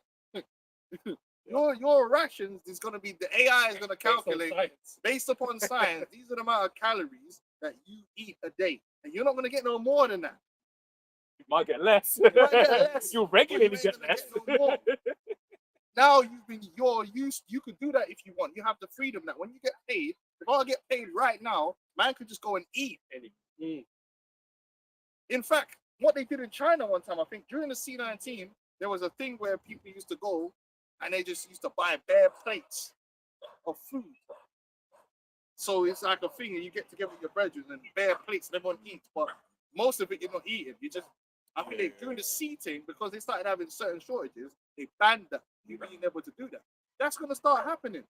Like, what's America used to? America's used to foolishness, man. Man just coming in here and buying a £2,000 cake, and then most of it's going in the bin. Oh, let me dive off into a pool full of baked beans. You know what I'm saying? Like eating competitions and all this stuff, like. They're not another thing. Oh, if you can eat this plate of 180 burgers, you'll get it for free. What the fuck? Gosh darn it. Challenge accepted. You know? You got pay for it all. Yeah. That's going to be done with. That all that excess that man's have been able to, the dainties that the first world American status has been enjoyed, they're about to take that away in a very harsh manner, and people are gonna bug out about it because a lot of men are used to eating a lot, and that ability to eat what they're eating is gonna be taken away almost like overnight. So, oh shit, you mean I can't have 88 Twinkies, man? What's going on? To comfort myself. No. You're gonna have these bugs, this Soylent Green right here. That's what you're gonna get. So it's got all the essential vitamins and minerals that the body needs, man. You know what I mean? Can I have a little bit more salt? No. No, you don't need all that. Exactly. I don't know if you saw that lady. It's something you see very commonly nowadays. They'll just have that device that's like just there, and it's supposed to be like a blood glucose monitor. Right, quite a lot of people actually have it. It'll just be there. Point being, it's just like people are already happy to take these devices for the sake of what do you call it? Tracking their health, medication, tracking their health. Right. And now they're telling you everything gives you cancer. So it's like, yeah. So again, going back to the medical thing. Yeah, you can't eat that. They said red meat gives you cancer. So like, what? So you can't eat that. Can't eat this. All the things that you enjoy to eat is gonna be gone. The bugs won't give you cancer. Oh no. They're gonna be perfect. Delicious. You're gonna be eating the bugs and the artificial meat that we grew in the lab for you. That's fine. As we've been going into the series, right? It's like he will always do something. He'll tell you, yeah, it's the best thing, whatever, and then over time he'll be like, oh, actually, that's what's been killing you all of this time, you know. What they started pushing that? What's that brand that they were pushing in the UK? Something meat. Oh, Beyond Meat? Beyond Meat. Yeah, they're classified, isn't it? Yeah. Is it? Yeah. No, but even on that, Of course, because it's not. I was gonna say the same thing with the cigarettes, right? Because they pushed out the cigarette, say it's healthy. Oh no, it gives you cancer. Have these superheated, sweet thing that you're gonna inhale in your lungs, and that's a better solution. Oh, it ruins your gives you popcorn lung. Yeah, they're gonna have a new drug, and they show you that in the Brave New World, because Aldous Huxley spoke about that at first. That one of the ways that they're gonna control people in the New World Order through chemicals. So there will be a new drug that they would say is safe. That's gonna give you, that good feeling. The Soma. If you watch Brave New World, in Brave New World they had the Soma. So you take the Soma and it just makes you like amicable and happy. Yeah, you don't kill people. You have nothing and be happy. That's They need something to make. But even then, even building on what the Quran is saying, when you look at some of the things Musk has said about Neuralink, he says we can cure depression. Neuralink. There you go. Yeah. So hit you with some dopamine. Yeah. You seem very upset. Yeah. Hit you with that dopamine. Take it up. Exactly. You seem angry. Oh, there was another movie like that with Black Mirror, but there was one with the dude Thor. No. Yeah, the guy from that played Thor. What's his name again? Oh, Chris Hemsworth. Right. There was a film where he did where they were doing experiments with his drug, and then the drug can affect Spider, different okay. emotions. So it could make you like so horny that you just F a man. And they tested it on man. Like, so they was doing a test, they'll put you in a room with someone and turn it all the way to maximum, and they just start fucking. And it will be like a man with another man, and they're not gay. You know, They are now. they are now. Or it will make you violent. So it could make you violent that they'll just kill someone. And it was all about if you watch I forgot the name of the film, but Spiderhead. Spiderhead. You watch that film, it was all about coming up with a drug that can control people. But yeah, it was a freaky film, bro. Yeah. But so when you look at all of these chemicals in the water and all of this food that we eat and clothes that we wear, it's an ultimate experiment. Yeah, because the reason that came to mind is he was talking about making you so angry that you just kill someone. I was speaking to my brother, and he was telling me about how there was one bodybuilder who basically said when he was on the steroids, he would get to a feeling where he just wanted to kill someone. Right, and that was because of the steroids. So there's certain things that he already has that he knows how people behave. Right, that's why you go to certain zoos and the lion is gay. So how did the lion get gay? Hey, it's LSD. The government's been about using drugs to mind control people, man. And people forget about all that. How they already was using drugs, LSD, and all these different things, and psychedelics. And this guy Joe Rogan is always pushing psychedelics. People microdosing with mushrooms and all sorts of kind of crazy shit. Yeah, man. Anyway, let's keep it going. The New World Order's freaky deaky, man. So so the elites put you in a room and have you doing the Puff Daddy thing. So Job 13:4 says, "But ye are forgers of lies. You are all physicians of no value." Yeah. All right. I've got something, and then we'll read the article. We had the article. Yeah, the Starmer. It's the Keir Starmer. And look at the opposition. Some Nigerian, some DEI hire that they brought in. Yeah. It's like Nasty, bro. she's a nasty piece of work. And in bare times, to show you how bullshit is here, she will be coming against him for something, and then man will quote her from like 3 years ago. Showing you, it's the political game, the opposition's job is just to be the opposition. They get in power, they'll continue the same agenda. It's so bullshit. It just makes you want to, come on. Drama reality. For Starmer, he's weak, and who cares? Whether Starmer's weak or not, they get rid of Starmer, they'll bring in another puppet that's going to continue the agenda anyway. Yep. Man, it's 2026 now. Man ain't learned. If we could just get rid of Trump. If we'd have put Kamala in, are you retarded? If we put Kamala in, what was she going to do differently? She's going to pull her vibrator out in the morning and just come up with a different solution. No, she would have done the exact same thing that Trump is doing, but it would have just not been as good in terms of to sell it, the narrative. Trump was the right character for the job, but they can make any character do it. Biden could have done what Trump is doing right now. Obama could do it. But America, no, we gotta go. We can't allow them to have a nuclear bomb. It's crazy. I know, make the deal. I make the deal. But hey, Obama, man, Obama, something else, man. This man is crazy. He ain't wrong. You want a burger? You can't have a burger. So you want all a burger. It's nothing. Mustard on that.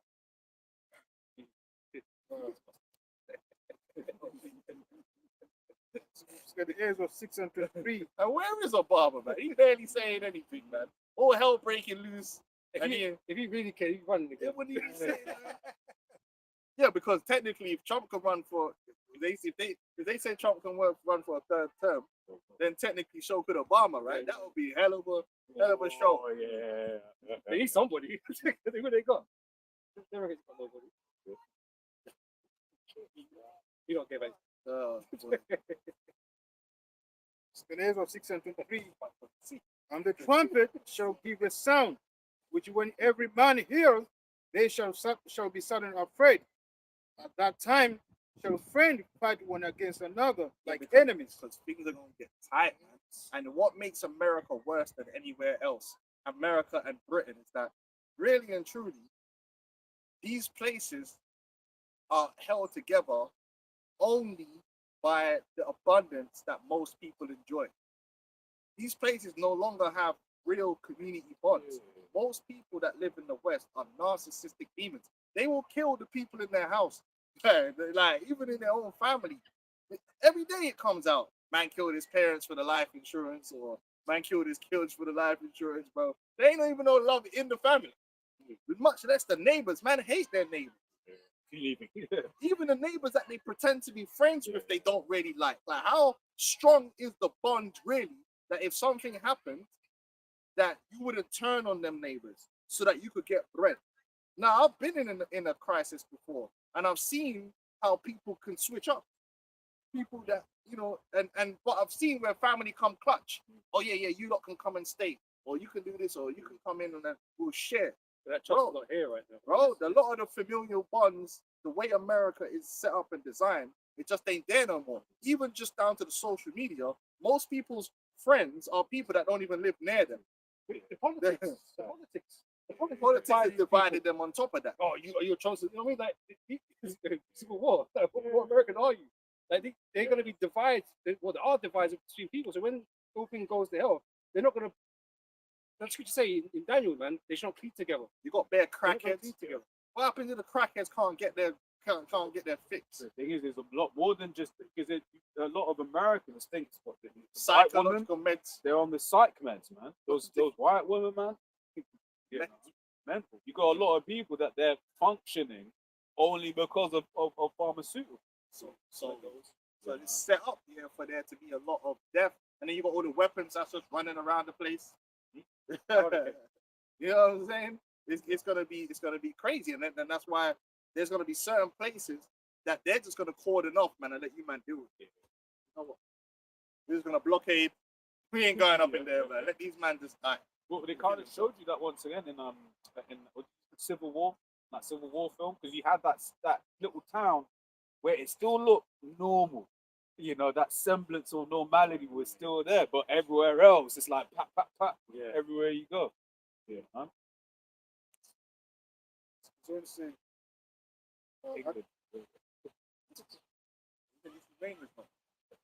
And the earth shall stand in fear with those that dwell therein. The spring of the fountain shall stand still, and in 3 hours they shall not run. Whosoever remaineth from all this that I have told thee shall escape. and yeah, that survive this great death that's coming down the pipeline.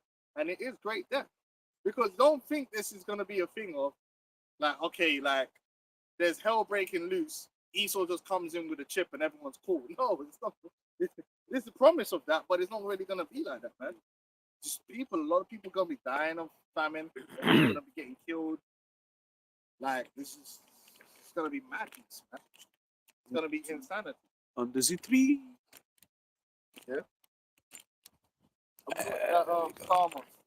Farmer youth. What boring individual. Is this your king? You know, it's by design. Yeah. It's meant to be boring, and most people just switch off. I don't even want to listen to this guy. You know, when I first saw him coming into the thing, I thought, yeah, he's going to be quite a strong leader, but it hasn't really turned out that way. You know? Yeah, these morons, man. And you see xenophobia is getting heavy. Because even in South Africa right now, you got a big xenophobic movement against, because guess what? People looking for people to blame. So they're gonna be attacking foreigners. It's always the case. Foreigners always get it in the neck first. Because people feel like you don't belong here and you're taking something that belongs to them. So again, the same thing's gonna happen in America. People are gonna target what they perceive to be illegal. Same thing happened in Britain, France, it's even happening in Africa. You're gonna get man in South Africa. Oh, yo, you're from Nigeria. What are you doing here? You come here to take what we already got, and just kill them. Xenophobia ain't only just Edomites. That's gonna happen everywhere. Edomites are gonna suffer xenophobia. Oh yeah. Oh, because It's your fault. Coming over here to pop out women and the men. do madness, man. It just dust man off, man. Get out of here, gringo. Ain't gonna be good to be American around the world. Man. Yeah. This is it. So, I think the word is suffer.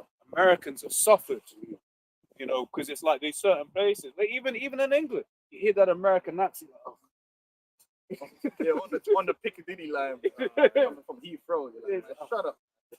and then it's the hubris, man. I'm like, oh yeah, and like here, you know, they're telling you, you're hearing them tell you about your own place. Like, oh, shut up. But then you go certain places. What he's got that clip. I forgot what film it is, where they Americans go to France and basically the waiter is basically insulting them in French, right? But then oh my god, the accent is so nice or whatever, what have you. You know, but yeah, it's like hubris and that pride where wherever they go, people are supposed to bow to them.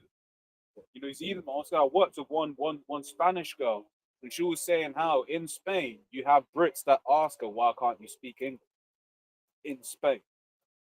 Nice. That's the question we should be asking. Then. Why don't you speak Spanish? Exactly. Yeah, so let's get what Starmer had to say. Hope you choking your pilot. Exactly. Right, yeah, so an article here from MSN.com titled Star Wars UK lifestyle changes likely. Which is what they want. They want lifestyle changes. And that's what they've been. That's their whole agenda that they've been pushing for ages. So now they're gonna have an Now opportunity they've got more reasons to to push it, man. Yeah. Right. So lifestyle changes are coming. As the Iran crisis deepens. Again, it's not because of the Iran situation, but that's helping. You know? So Prime Minister Sir Keir Starmer has warned Britons that in the Iran conflict impact on fuel prices may force changes to holiday plans and shopping habits. The closure of the Strait of Hormuz has driven up jet fuel costs, prompting higher airfares and a surge in UK staycation bookings. Yeah. But once again, they're trying to keep you focused just on the travel. It's like it's a lot deeper than just travel, man. When planes can't fly, there's a lot of business and logistics that ain't happening. They don't want you to panic yet, so they're going to focus on the Exactly. trivial The leisure. things. Yeah. So they're not going to tell you, "Oh, we're running out of food next week." Yeah. They're not going to come out and just say that because they don't want you to panic. But you know what? Because these, and the worst thing about it is, yeah, a lot of these holidays right outside were cheaper. Now that you're doing this staycation thing, yeah, that doesn't mean you're gonna get the staycation cheaper. No, because the staycation was already expensive. Yeah, It's that's gonna what you be get. even more expensive now. But they got no option. Yeah. So no matter which way you slice You're it, cut. yeah, oh, the whole thing is more expensive. Because that's to be fair, that's why a lot of people leave England because it's cheaper to leave England than to stay in England. Yeah. So it's gonna be diminishing returns now. But now you can't fly out. Yeah. So the best you can do is put some posters up in your bedroom. You know, VR, pretend you're I something. told you the VR thing, man. They're expensive too, though. The posters, you have to get the posters and just put it up on your wall. Yeah. Oh, Happy. dream. Close your eyes. Buy a water bed, you know. Then splash them out in the top. Oh, Great. All right, so this is prompting higher fares and a surge in UK staycation bookings, while retailers expect rising food prices in coming months. The government has capped household energy bills until July. Oh, Yeah, so wow. July Next increase, month. yeah. The July, Oh, yeah, month. because the last one was from April, so it's April to July, and this one actually went down because remember they had already planned to put it down before this crisis happened. Yeah, so how much? Someone look at how much gas prices have gone up in since the retail gas price has gone up. I'm sure it went up something dumb. It has gone up crazy. Something Because ungodly. the annoying thing about that, because during the pandemic, right, they capped the prices again for that, but the cap was still Yeah, high. but the cap is only the cap. Doesn't mean it doesn't go up. Yeah. So every time they revise the cap, they can put the price up. So it won't go up within that 3-month period. But If not, I'm fine, like, you know, but this is the thing because the cap is on for households, and that's a really important thing Oh, because the cap isn't for yeah, that's Yeah. crazy. Yeah, I didn't even think about that, man. He's a because smart brother. I used to work with one cat who basically before it used to be more beneficial. So you've got some new builds that are built where they're not getting residential prices, where it used to be more beneficial to get the commercial prices. So when there was a hike not too long ago, he was feeling it because his house, his new build block wasn't covered by the cap, by the That household. legal? At the time, it was beneficial for it to have been a commercial cap, and then the housing, so whoever built the house was basically buying it through a company, and like it was something weird. Sound booky. Still. Yeah. I don't even know if that's legal. Yeah, But while it was working for my man, let it go. exactly. Yeah, Yeah, that's crazy. Yeah, so all the businesses, and that's again production. So guys that are producers, producing becomes more expensive. So if you're producing a non-essential item, you might just have to go out of business anyway. yeah. And we've been telling you that for years, man. This whole thing of getting all these useless products that you don't need, it's gonna go away. Like all this choice that they've given you, this whole system that's just an abundance of choice and garbage, it's gonna go away anyway. Like you're gonna be like Star Trek. You know, in Star Trek, they all wear the same shit. Like, you know what I'm saying? Like, you know, in Star Trek, they're showing you they all wear the same shit. Everyone's wearing the same unit, the same shit. Like, yeah. You ain't got 50 million different pairs of fucking Jordans. Why? You ain't gonna have that no more. No, Trump no, told you No, that. no expression. So No. none of that going on. And if you read the Agenda 2030, that's in there. The streamlining of production. Why do you need 100 million different types of trainers? You probably need about 5. That's it. Ooh, yeah, like, Efficient. like, I'm just gonna be wearing Uggs. That's what everyone's gonna be wearing. Not Uggs. What's that thing? Sketches. What's that? Crocs. That's Oh, it, bro. oh, Everyone's just gonna be wearing Crocs. yeah. Wait, just gonna be wearing Crocs everywhere. Like, why not? So it says while aviation is from AR mode, while aviation is the primary consumer of jet fuel, its price directly affects several critical ground level sectors because it is essentially a highly refined grade of kerosene. And I remember looking at it was basically saying jet fuel and diesel are neighbors, basically. So it says outside of leisure travel, jet fuel price increase impact the following areas: essential global supply chains. So global air freight costs have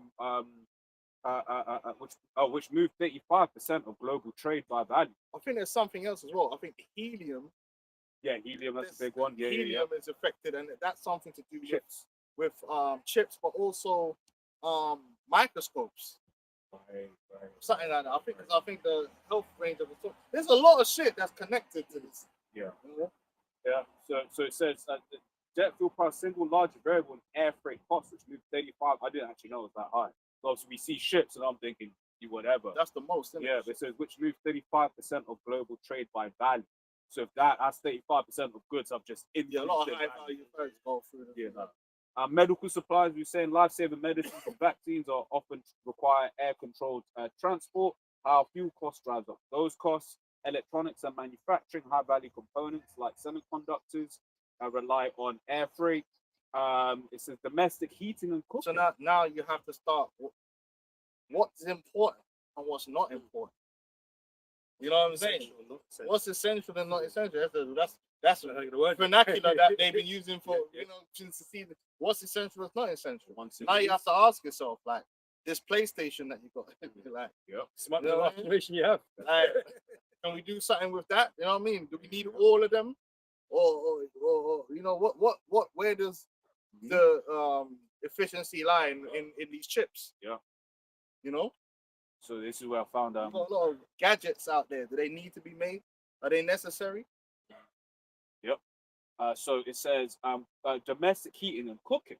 So in many parts of the world, jet fuel, Jet A1, and domestic heating oil are essentially the same product. Home heat in the UK and parts of Europe, the same kerosene grade used in jet engines powers domestic boilers and range stoves. Developing economies in countries like Wait, hold on. Are you talking about the gas that we get? No. It's like you get people that are a bit of like farm, like bit off. Okay. Yeah, in the sticks. Oh, industry. Okay. Yeah, in certain you get some Edomites that live in the sticks. Okay. That's why the government came in and said, "We'll control your prices." Oh, okay. Yeah. So it says developing economies in countries like Nigeria and India, kerosene is a staple fuel for lamps and liquid stoves. Price surges in the aviation sector often lead to higher cost of these basic household needs. Military and emergency. NATO forces uses a single fuel policy, often relying on JPA a jet fuel variant for both aircraft and ground diesel vehicles.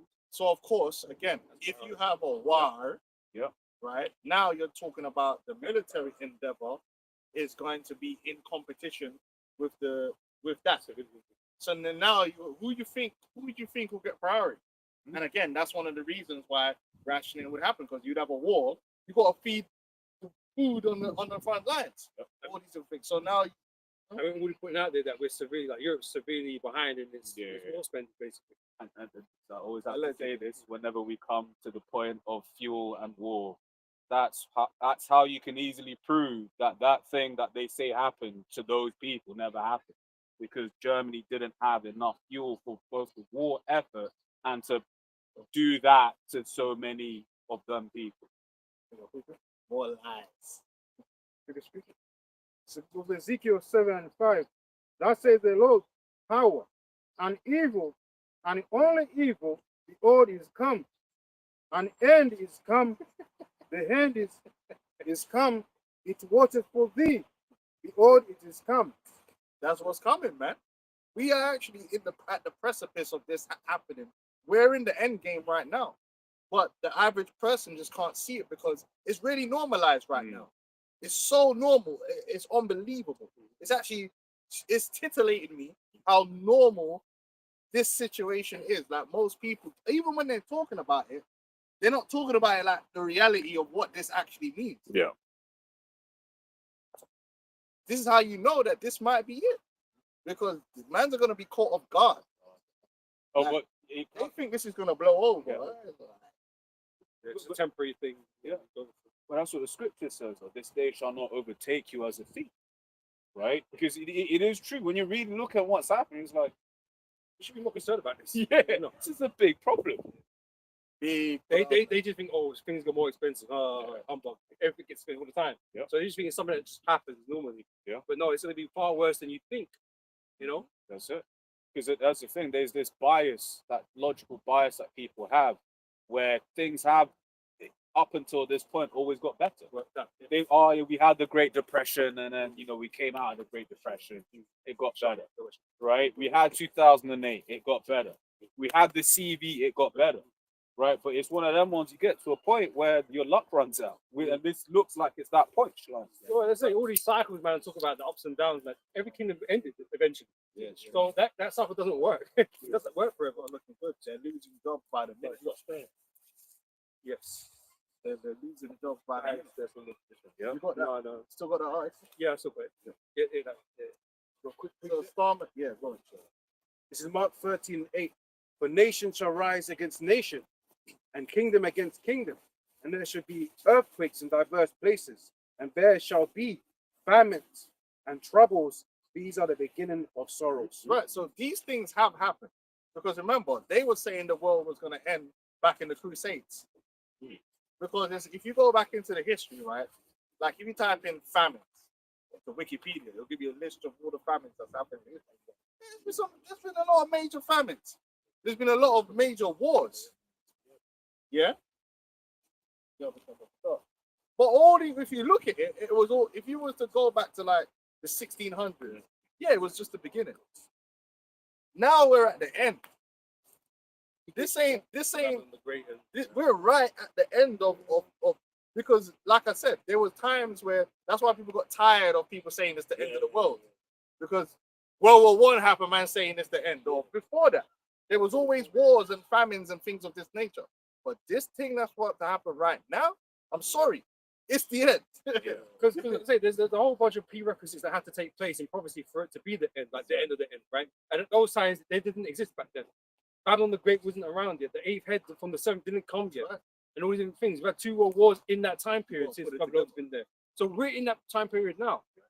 Yeah, even in Second Nations, it tells you that all those things, these are the beginning of sorrows. Because these things are happening. It's not like famine ain't happened for the last 2,000 years. It's happened.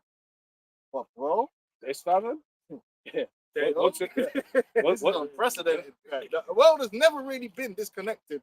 Like, basically, a handbrake is just getting speeding on the motor and man just pulled the handbrake. That's what's about to happen. That's Yeah. What once again? So cool. What do we call it? Almost Professor Zhang. Pseudo Professor Zhang. Pseudo Zhang. Right? Pseudo Zhang.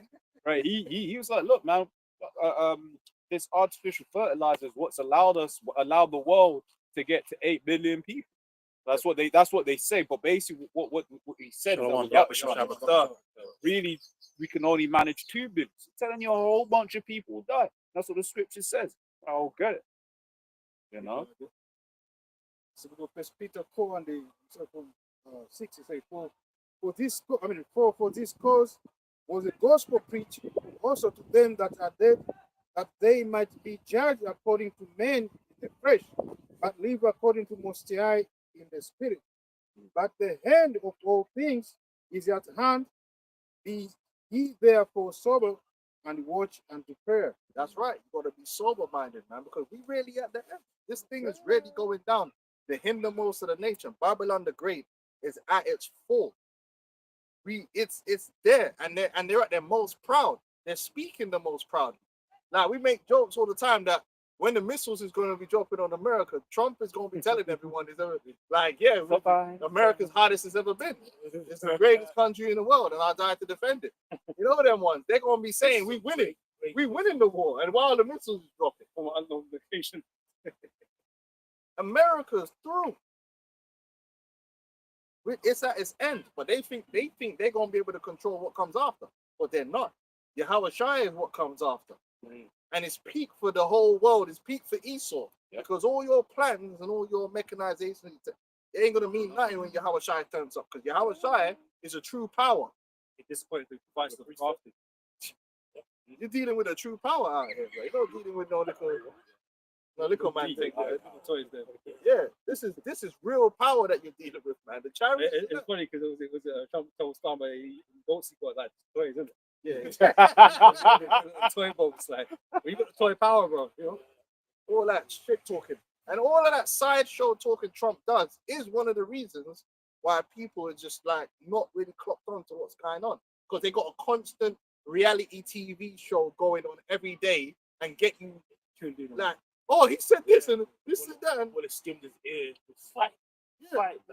Every day he's saying something crazy, or he's putting out a tweet that captivates people, and it's like, yo, can we look at the hard figures and numbers about what's going on here? No, he's a whooping skip, bro. Yeah, he's actually reality. It's kick. Yeah, it's kick. In a minute, they're gonna give him a kick live stream, and it's gonna be there. And so crazy shit will be happening. Day in the life of Trump. It actually is a day in the life. Because the other day, it's done. The war's done. Everyone's dead. it's been done 20 times over. Like he's coming back. Whoa, it's not. It's not done. It's not a war. Bro. Now they don't. Now first he said he was talking to a leader. Yeah. The new regime. Now he's saying there ain't no leader. Then he said yesterday we're phoning people. Who's the leader? We don't know. Come on, who you call it? That's not how it works. I'm just picking up the phone. Hey. Hey. It's Trump. Some guy in a bodega in Iran. Who's this? Trump. Is the leader there? The leader there. They're sending messages about pigeons again. Hold on, I have to go and speak to him. I have to set up a new phone line and everything like that. Come on, man. So then who you been and you know how you realize how incompetent this is? Because you've been telling people you've been negotiating with these people for at least 3-4 weeks. Now you're saying they ain't got a leader. So that's just, it's just more bullshit. Like, it's like, hold on. So you've been negotiating, but you haven't actually you haven't even in that negotiation said, okay, who gets to make this decision? That's one of the first things. If I'm negotiating with you, I need to know that the result of my negotiation is gonna lead to something. I'm not just gonna, and then you turn around and say to me, "Oh, but I'm not the leader. I don't even know who that is." What the fuck? Some random Iranian. Me negotiating with me to sell his car, and you go what? That just shows you the whole thing is a farce. It's a theater. Every day, what they're telling you ain't even really what's happening. It's just to keep you strung along while they dismantle the global train. It's literally the conversation is based on what was on the TV. You know what I mean? Or we call the news article. Trump said this. Iran said they're gonna give me this, and then Iran will put out a tweet like, "We don't even know what this man's talking about." Yeah, they sent me a ship with bare barrels of oil. They gave me a gift. No, the whole thing is a farce, man. Right, this is I just got this is Isaiah 19:14. The Lord have mingled a perverse spirit in the midst thereof, and they have caused Egypt to err in every work thereof, as a drunken man staggereth in his vomit. You know, and it's like if we observe Babylon from the leadership on down to the common man, they're just bugged out, right? Bugged out. Everyone lost their Peter mind. Thiel and all these guys talking about Satan every other day, talking about Antichrist and Satan, just telling people they're gonna take your jobs. Yeah. This is insane. This is insane. Like you're living in an insane time where basically man are telling you you're obsolete, but at the same time saying, but it's gonna be okay. That's an oxymoron, though. It's foolish. You know what I mean? Like, listen, man. But once The master doesn't want to give his slaves, man, full like control and blessing. You know what I'm saying? You know what I mean? Like, you know. No, the drug epidemic still didn't they blow up? Didn't they conquer Venezuela? What happened? Yeah. They said they conquered Venezuela In the night. so that all the cocaine could stop coming into America. Yeah. No, ain't even one bit of powder stop flowing in the streets, man. Man, up out here. What packet's still moving around? Yeah. So where is he? The actual president? Like? No one's seen this dude. Nobody knows. Well, I think then they put him in the same prison as Kells and all of that. So he's always on the yard. You know, My man, Devin.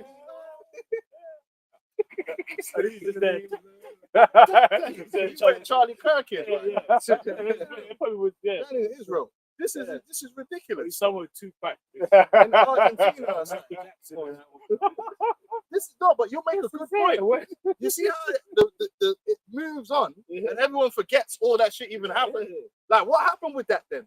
So does that mean that you solved the drug problem? Because that's why they said they went in there. They said they need all these drugs, meth and all that is coming in through Venezuela. So we need to. So is it over now then? The drug crisis.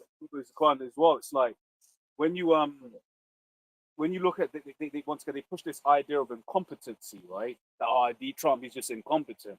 One of the things that they were saying early on with this Iran thing.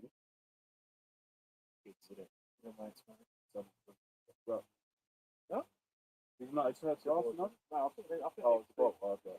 Oh, the tree. Okay. and then the youths have to go sit there. Well, you know, if it was a bunch of dark-skinned Jakes now, apparently Edomites don't do things like this. The only people that do crazy They're shit. in whiteface.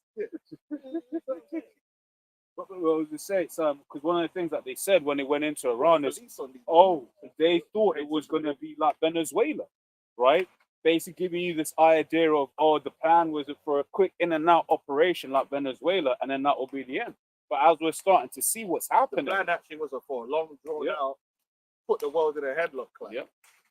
And then say it's Iran blocking the Strait of Hormuz. I'll raise yours straight. Yeah. Because that's once again that's another thing that they were saying about the next escalation. That they're gonna, I forgot the other strait, but the other, you know, so that's Yemen. yeah. So it's like what they're basically saying now is if they do actually bomb Iran next time, it's done. Which this is Trump. He's gonna bomb. Yeah, sure. I'll grab another one. Then the American gas prices will go down.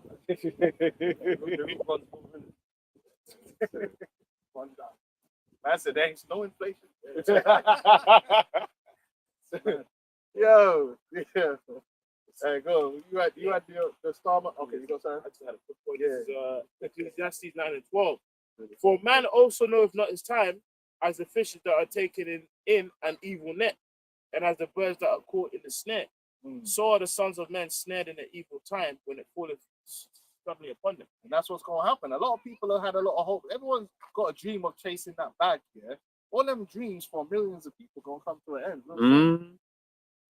You know, a lot of people got dreams of grandeur, especially in America, but everyone want to be a rapper or they got something they want to achieve. A lot of men join the military just to get in and out, bro. A lot of men ain't join the military to fight for no America, bro. Man, the America, that's why you got a lot of ethnics and that in the American military. Because the American military, if you don't die or get maimed, that's actually a good way to get a leg up. But like, if you don't come out with mad PTSD from Vietnam or something, it's a good way to get your qualification. A lot of people use that to fail school. K or school School debt, debt, like, medical care. Medical a you lot. could come out. You could come out of the military up. Yeah.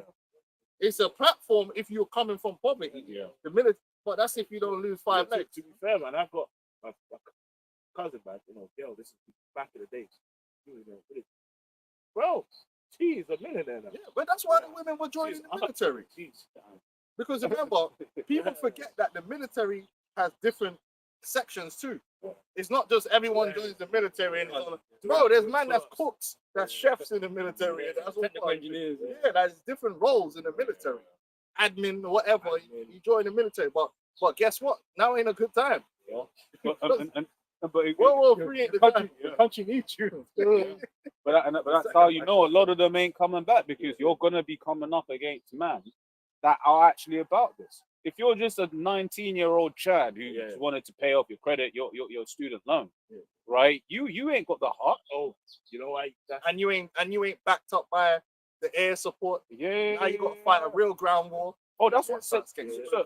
But that's what they said. Some of the American mercenaries that went to go fight in American and British mercenaries that went to go fight in Ukraine. That's one of the things. I was like, yo, like man will get injured and there was no medivac. He was like, what is this? Because he's so used to being in the actual military, where back then at least you would get medivac. Their advantage. You know, it's an interesting point you made on like young Chad not knowing to fight, and it brings problems. Makes you think about Vietnam, which I was, God willing, one of these days I'll do a video on. During the conflict in Vietnam, things got so bad that you actually had active troops trying to kill the commanders, and then with them hand grenades, because explodes and stuff. And it got so tense between like the Jake soldiers in Vietnam and the Edomite that they would publish like magazines, because around that time was just the whole civil rights movement thing. So there was a lot of tension, and there started being bounties against commanders. You know what I mean? Because like a person might know that they're going home in, let's say, 9 weeks or whatever, so they might not want to fight like in the heat of the battle. But what started kind of happening was a lot of them vets or those troops over there were obviously high on the heroin and shit. So here it is. I'm checking my calendar down, counting day by day of when I'm going home. You've now taken away my drugs, so now I'm acting fucking erratic. And on top of that, you're purposely going to try and force me to work go to the front line. So it's like, now I'm seeing you, Commander, as you're trying to kill me. So it got so bad. I think I have to find the term starts with an F, and I'm sure. But basically, it got so bad that certain people were putting bounties on commanders' heads in their own military. You know what I mean? So that was, and people were spreading information on magazines like Propaganda, Stop the War. So imagine now with the advent of social media, quick news. Well, the Israeli military is demotivated. Because the Israeli military, a lot of them man that's in there are supposed to be in there to get in and out.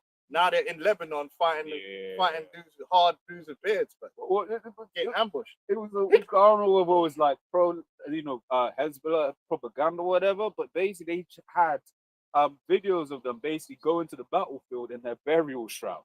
It's like if they die, cool, just wrap it up and then just charge it. These men on a suicide mission, bro. I mean, they don't care. They don't come back. How you fight a guy like that? These men want to make it back and go back to McDonald's. You fight a guy like that by bombing them from the air. But the thing is, like that Cowards away. That advantage, is going to be taken away, and just like with the American military, this thing's going to have to go to the old school, the ground war. You know what? It made me think about Conor and then Khabib. Remember we had talk now. Talk now. Why you that? He was on him, bro. Like, as soon as they got to him, because remember Conor. Remember when the first fight, I believe, the first round, Conor was doing all that standing shit. As soon as the bell went, he actually went for a takedown. Remember that? Remember when they he just shot from the leg straight away? No, we're getting straight there.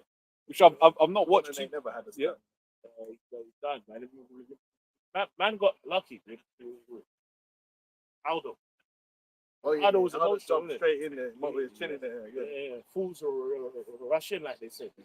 Aldo's fault, bro. And his whole career was built from that moment. Bro, that's one of the moments where you should have just been respectful, but he tried to sell the fight. Yeah. He tried to play a character. Yeah. Bro, them Chechen man are serious bread. Like them man from them regions there. They're simple. That was what I was mentioning. There was a documentary.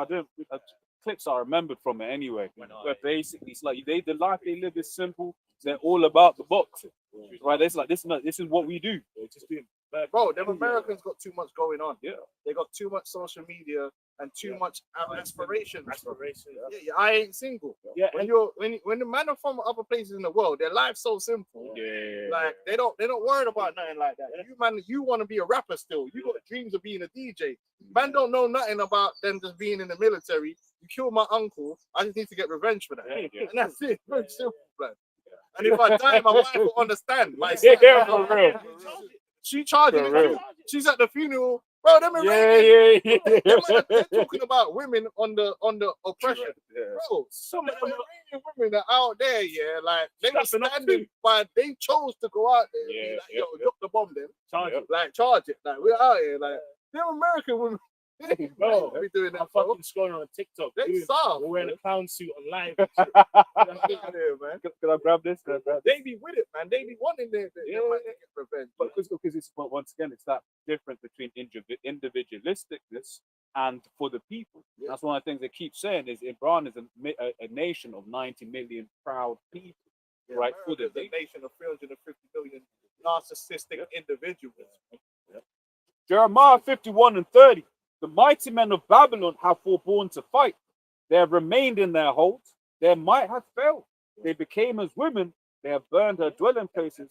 And even if you can, once you can mix in that, is obviously the wine. Like, as much as Babylon is the snare to the nations, the wine eventually the snare to their own people. So like now, bro, that's why you got niggas on the front line are transgender. Why that? Like you got military men, fucking on drugs and shit. Yeah. High as shit on the base. Yeah. Like it's a snare. Yeah, to build on that as well, though, is the idea of all of these battles are going to be easy. Yeah. Right. So Yeah, that's one of the yeah. things I remember. Just everything that they were saying about Russia in Ukraine was like, you see, like, and you could see that you'd have a lot of people that are watching that. Be like, oh, so we came against Russia. We'd be like, what? Charge it. Yeah. It'll be easy. They can't even beat the Ukrainians. The Russian tactic wasn't to just go in there Exactly. and destroy Ukraine. Yeah. They play the long game, grind them down, and win the victory in the long term with less money expended. But And more of the infrastructure remaining, so you can just they didn't do the shock and all. But they could have done that. They could have flattened up fucking what's the Kiev one time, but they didn't want to do that. And the same thing, but you see with Iran now, the American military, man, it's prophecy. A lot of American soldiers are gonna die, man, because the advantages that perceivably America had are really not there no more. Yeah. War moves on. War moved on from aircraft carrier. That's why the aircraft carrier, they're out of the range. They have to stay out of range of these missiles. Yeah. That didn't happen in Iraq. Yeah. They could come close to Iraq, park up the, and there's Hellfire missiles flying, and then the air is flat as well. Iraq's not got nowhere for these men to hide. They pretty much took out the main Iraqi military like quick. Yeah. It was like, yo, these men are getting killed from the sky. Then you had a few insurgents that they had to deal with, and a few little men, and that's it. Yeah, you can't do that with Iran. Them men are in bunkers waiting. They're like, come, listen, we want you They to said bring that. your guys into Yeah. our zone. Yeah. If you come close enough, now it's Yeah. this. Now it's man who's brave enough. Yeah. Because you give Bro. two man guns, it's matic for matic. You Bro. see what happened when PSG and Bayern come to That's true. you have to go like. Bro, That's it's like someone's like a little example, bro. Mike Tyson, in his prime, bro. My stars and Tetris. I'm ferocious. I will eat your heart. Yeah, like he was crazy. Like, the point is, like, his style, like, alone, the passion and how he's fighting. Yeah. Niggas don't even know what's going on. Yeah. Now, imagine you're in the middle of the field and You're all there just eating Skittles and shit. And this nigga, Out of nowhere. This nigga's crazy. Yeah. Yo, Because they asked Morandi, you know, that side, the one that calls him the Epstein class, him. They asked him, it was like, so what would you do what would Iran do, you know, if they came and did a ground invasion? It's like, well, let 'em. Yeah. Because you're coming on there to rape, Yeah, coming out. and they got, Yeah, exactly. they got massive military, so you're never gonna have you're never gonna have an advantage in terms of the force. Plus, once again, their own enemy, you're an enemy Behind enemy territory. lines, but And the geography is gonna not just the topography of Iran, but it's just like, let's say you're using the bases in the Gulf, right? Which that's one of the reasons that he said once again that they are gonna have to take out the leaders of the Gulf nations. Because actually, on what you're saying about the aircraft carriers are out of range, so it is the Gulf nations that are helping to end this war against Iran, right? But basically saying, look, man, if we take out the heating, you're gonna cook. They're gonna get cooked in that heat. Would you call it? You know, water. they're gonna send more. Man. It's like 30, 40. And summer's coming. Yeah, So the more so that's what I'm Americans saying, die, in the middle of their solution to that would be to send more Americans. Right? Yeah. But I was gonna say this though, right? Because no prolonged war is an easy war. Yeah. It don't matter who you think the opposition is, man. The fact that you man in Afghanistan for like 20 years and didn't choose And they're gonna do what they normally do. Listen, It's not an easy we always talk about World War II. There was a lot of battles that didn't have to be fought, man. But a sacrifice had to be made. Yes. And you Americans are gonna be that sacrifice. They're gonna send you over there and put you in battles that they know you're gonna die. Yeah. But that's all right because they wanna depopulate you, man, anyway. So Yeah. they'll just keep sending more and more Yeah. to get killed over there in this Iranian war. And it's the judgment of the Lord, man. It'll be- They're gonna give you minimal training. and then just an extra justification to keep on fighting. Yeah. So, What? in honor of the They're great story that gonna get that microwave training, you know. like look, just do burpees and pull ups. Yeah. Come, let's go. So That's Even if you can't do the pull up, just Yeah. do a knee. yeah. Because even on that, don't be surprised because this is it. The morale of the American people really ain't with it. But if one of them aircraft carriers goes, That's a lot of people. Man. All the food. Hey, listen, bro. Man's like, listen, you're struggling, we get it. Join up to the military, your family's taken care of. yeah. Man, will do it, bro. Man's like, you know, I'm struggling to feed my family, but if I sign up to this military, take this chip, they're gonna put my family in this camp and they're gonna be taken care of. But a lot of man will do it. Yeah, in fact, A lot of man will go. They'll say, fuck it, blood. I can't feed these youths are crying, blood. You know what I'm saying, blood? what would you do if your son had I'll read this off. Yourself out. In yourself, It's the blood. American war machine. Of 2 Ezra 16 and 33. The virgins shall mourn having no bridegroom. Mm. The women shall mourn having no husbands. Their daughters shall mourn having no helpers.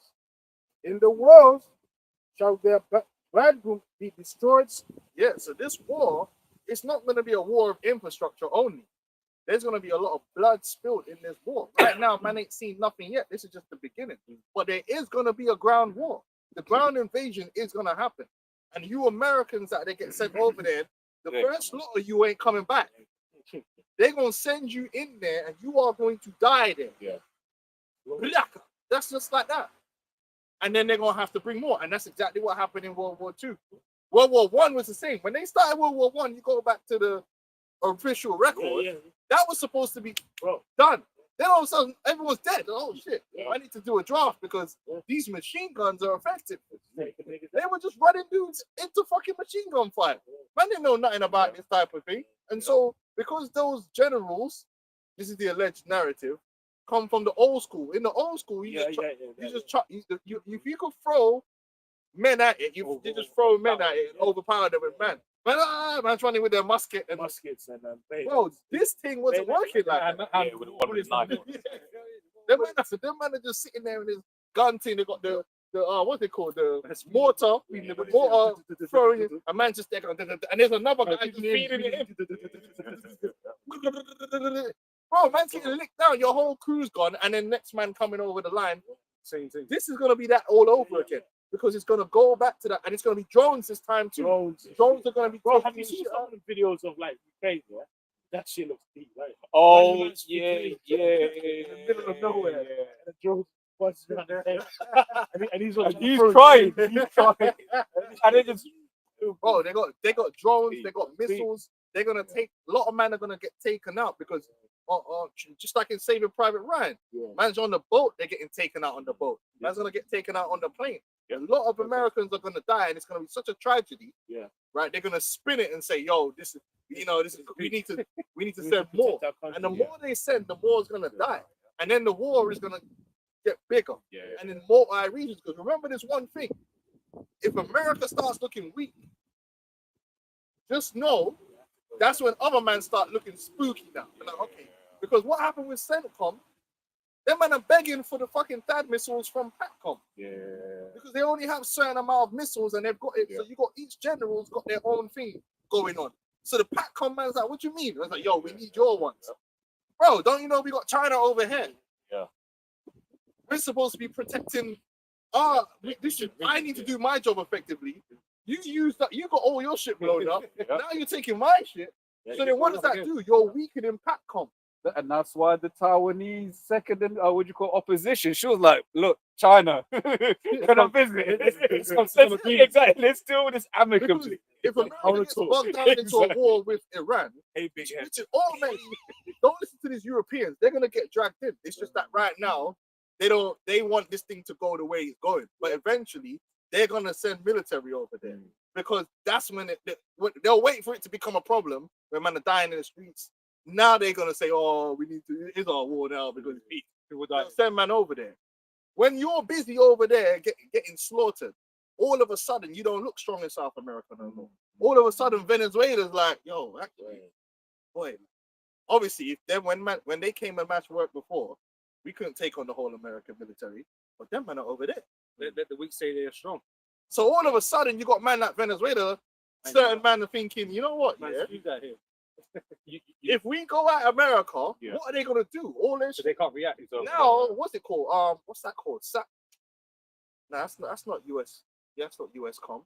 What's the South com? What's it called? What's the unified command? Because every one of them has a unified command. Right. Because the global. Oh, But even as brothers, elders looking up, that is you've also got the Strait of Malacca, right? Which America just started. I forget which countries that covers, but it's basically if you're coming from Arabia, you're trying to ship things. No, Malacca. That's that one's in this one's in Asia. Okay, man. Yeah, but it's like if you're coming from Arabia, and that basically the other one. Yeah. it's the one where basically you can choke China off, and you just basically have. I think it's next to Singapore, one of them. I forget, but basically what they're saying is that like America has now started doing war games with the neighboring countries. So if you're China, you're gonna be like, I don't like this. You know what I'm saying? So look, you got CENTCOM, yeah, and you got obviously US AFRICOM. You got Southcom, which is South America. If you're getting all this infrastructure and destroyed in CENTCOM, and now you're sucking, you got to suck like all this infrastructure and all of that from the other. It makes them all weak. So now your enemies in that region that would normally be like, well, we ain't gonna want to step to America because if Venezuela stepped to America a certain way, they're gonna bring all that aircraft carrier and all that shit, and they focus on us. Now you're tied up with Iran in a real war where you have to bring all these major assets in. All of a sudden, it's like, okay, cool. Yeah. What happens if we try and do a thing now? Yeah. It's like they stretched out too far. What are you gonna do now? You have to respond. So now you're fighting on two fronts. Yep. Now all of a sudden, China's taking Taiwan. But that's what happened with 3 fronts. Remember, that's what happened with Russia and Syria. They said that Russia was trying to help to that base when it came to take Assad. It was like, look, man, we ain't got the resources. They still got their base in Syria. That was the deal. So they did that. Fuck it. Who gives a damn? So you gotta realize, like Libya, AFCOM, Libya. Remember the prophecy speaks about Libya. Now all of a sudden, the Russians start fomenting problems for America in AFRICOM. Now AFRICOM's got a problem. AFRICOM's like, yo, we need our assets. No, but we need the assets. all of a sudden, all that American military starts looking weaker and weaker because the weaker you get, the more your enemies are like, we got a chance here. Yeah. And that's World War III, but it's going to start in the Middle East. Because as well, you talked about old technology and old ways of fighting. One of the things America had was that air superiority. Yeah. But what we've seen with the downing of the F-35, with the down, which what they said is they used new, infrared, Yeah.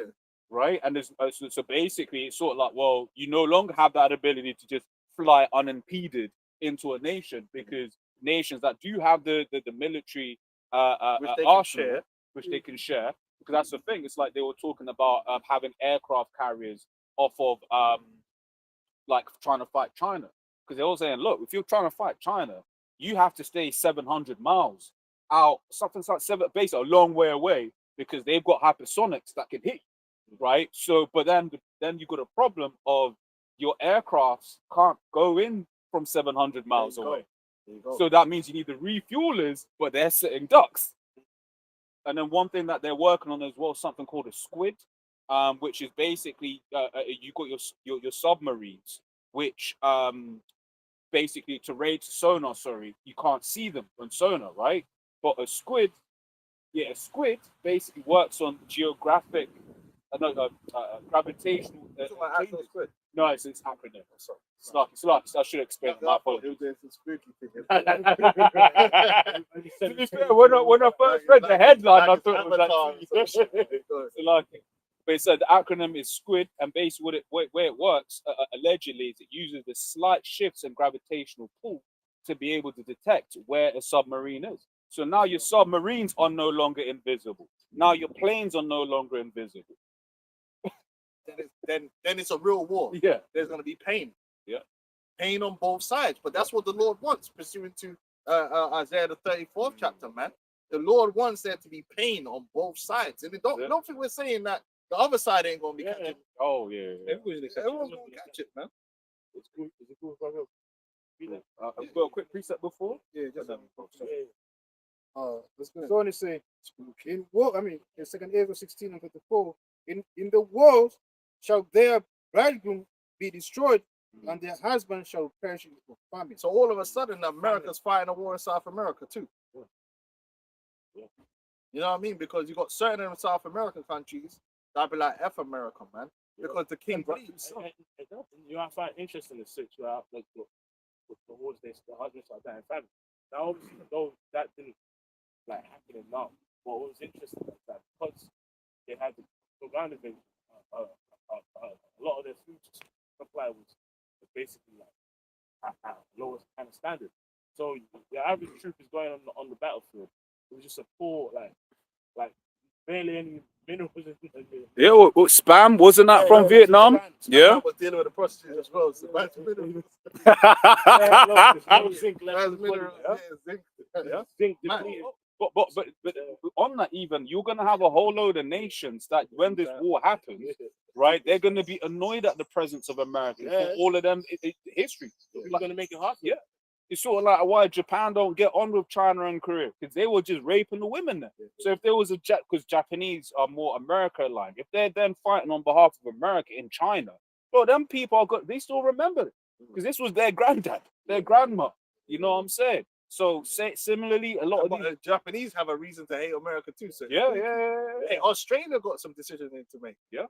How much pain do they want to face? Do they stay with America or do they side with China? Because, like I said, when your brother can't make it, when Pat Cummins struggling, are you willing to? People start looking at it what side is this gonna fall on? Am I better off am I better off staying with America and they're on the other side of the world, or am I better off with China? Right here. I'm gonna be honest. Like when I've looked at the Korea situation, like North Korea gets oil via China. So if you're South Korean, you ain't getting no oil, you may have to make a deal. You may have to be like, look, man. Exactly. Once again, hey, big head. Why not? Water under the bridge, bro. Exactly. It's like, do we really care about this? Like people, man. Orange people. North and South are one. That's it. You know? That's it. Which the American military they really pissed off a lot of the Koreans, man. They took them fans. Yeah, we spoke about a few weeks ago how American military personnel basically are exempt in these bases, and it was for most crimes. It was like in Asia in general. Then you got like in Japan and Korea the same. You get like 99% conviction rate. Yeah, out of like 50,000 crimes, only 300 have ever been convicted, and that's been a lot of it been to public pressure.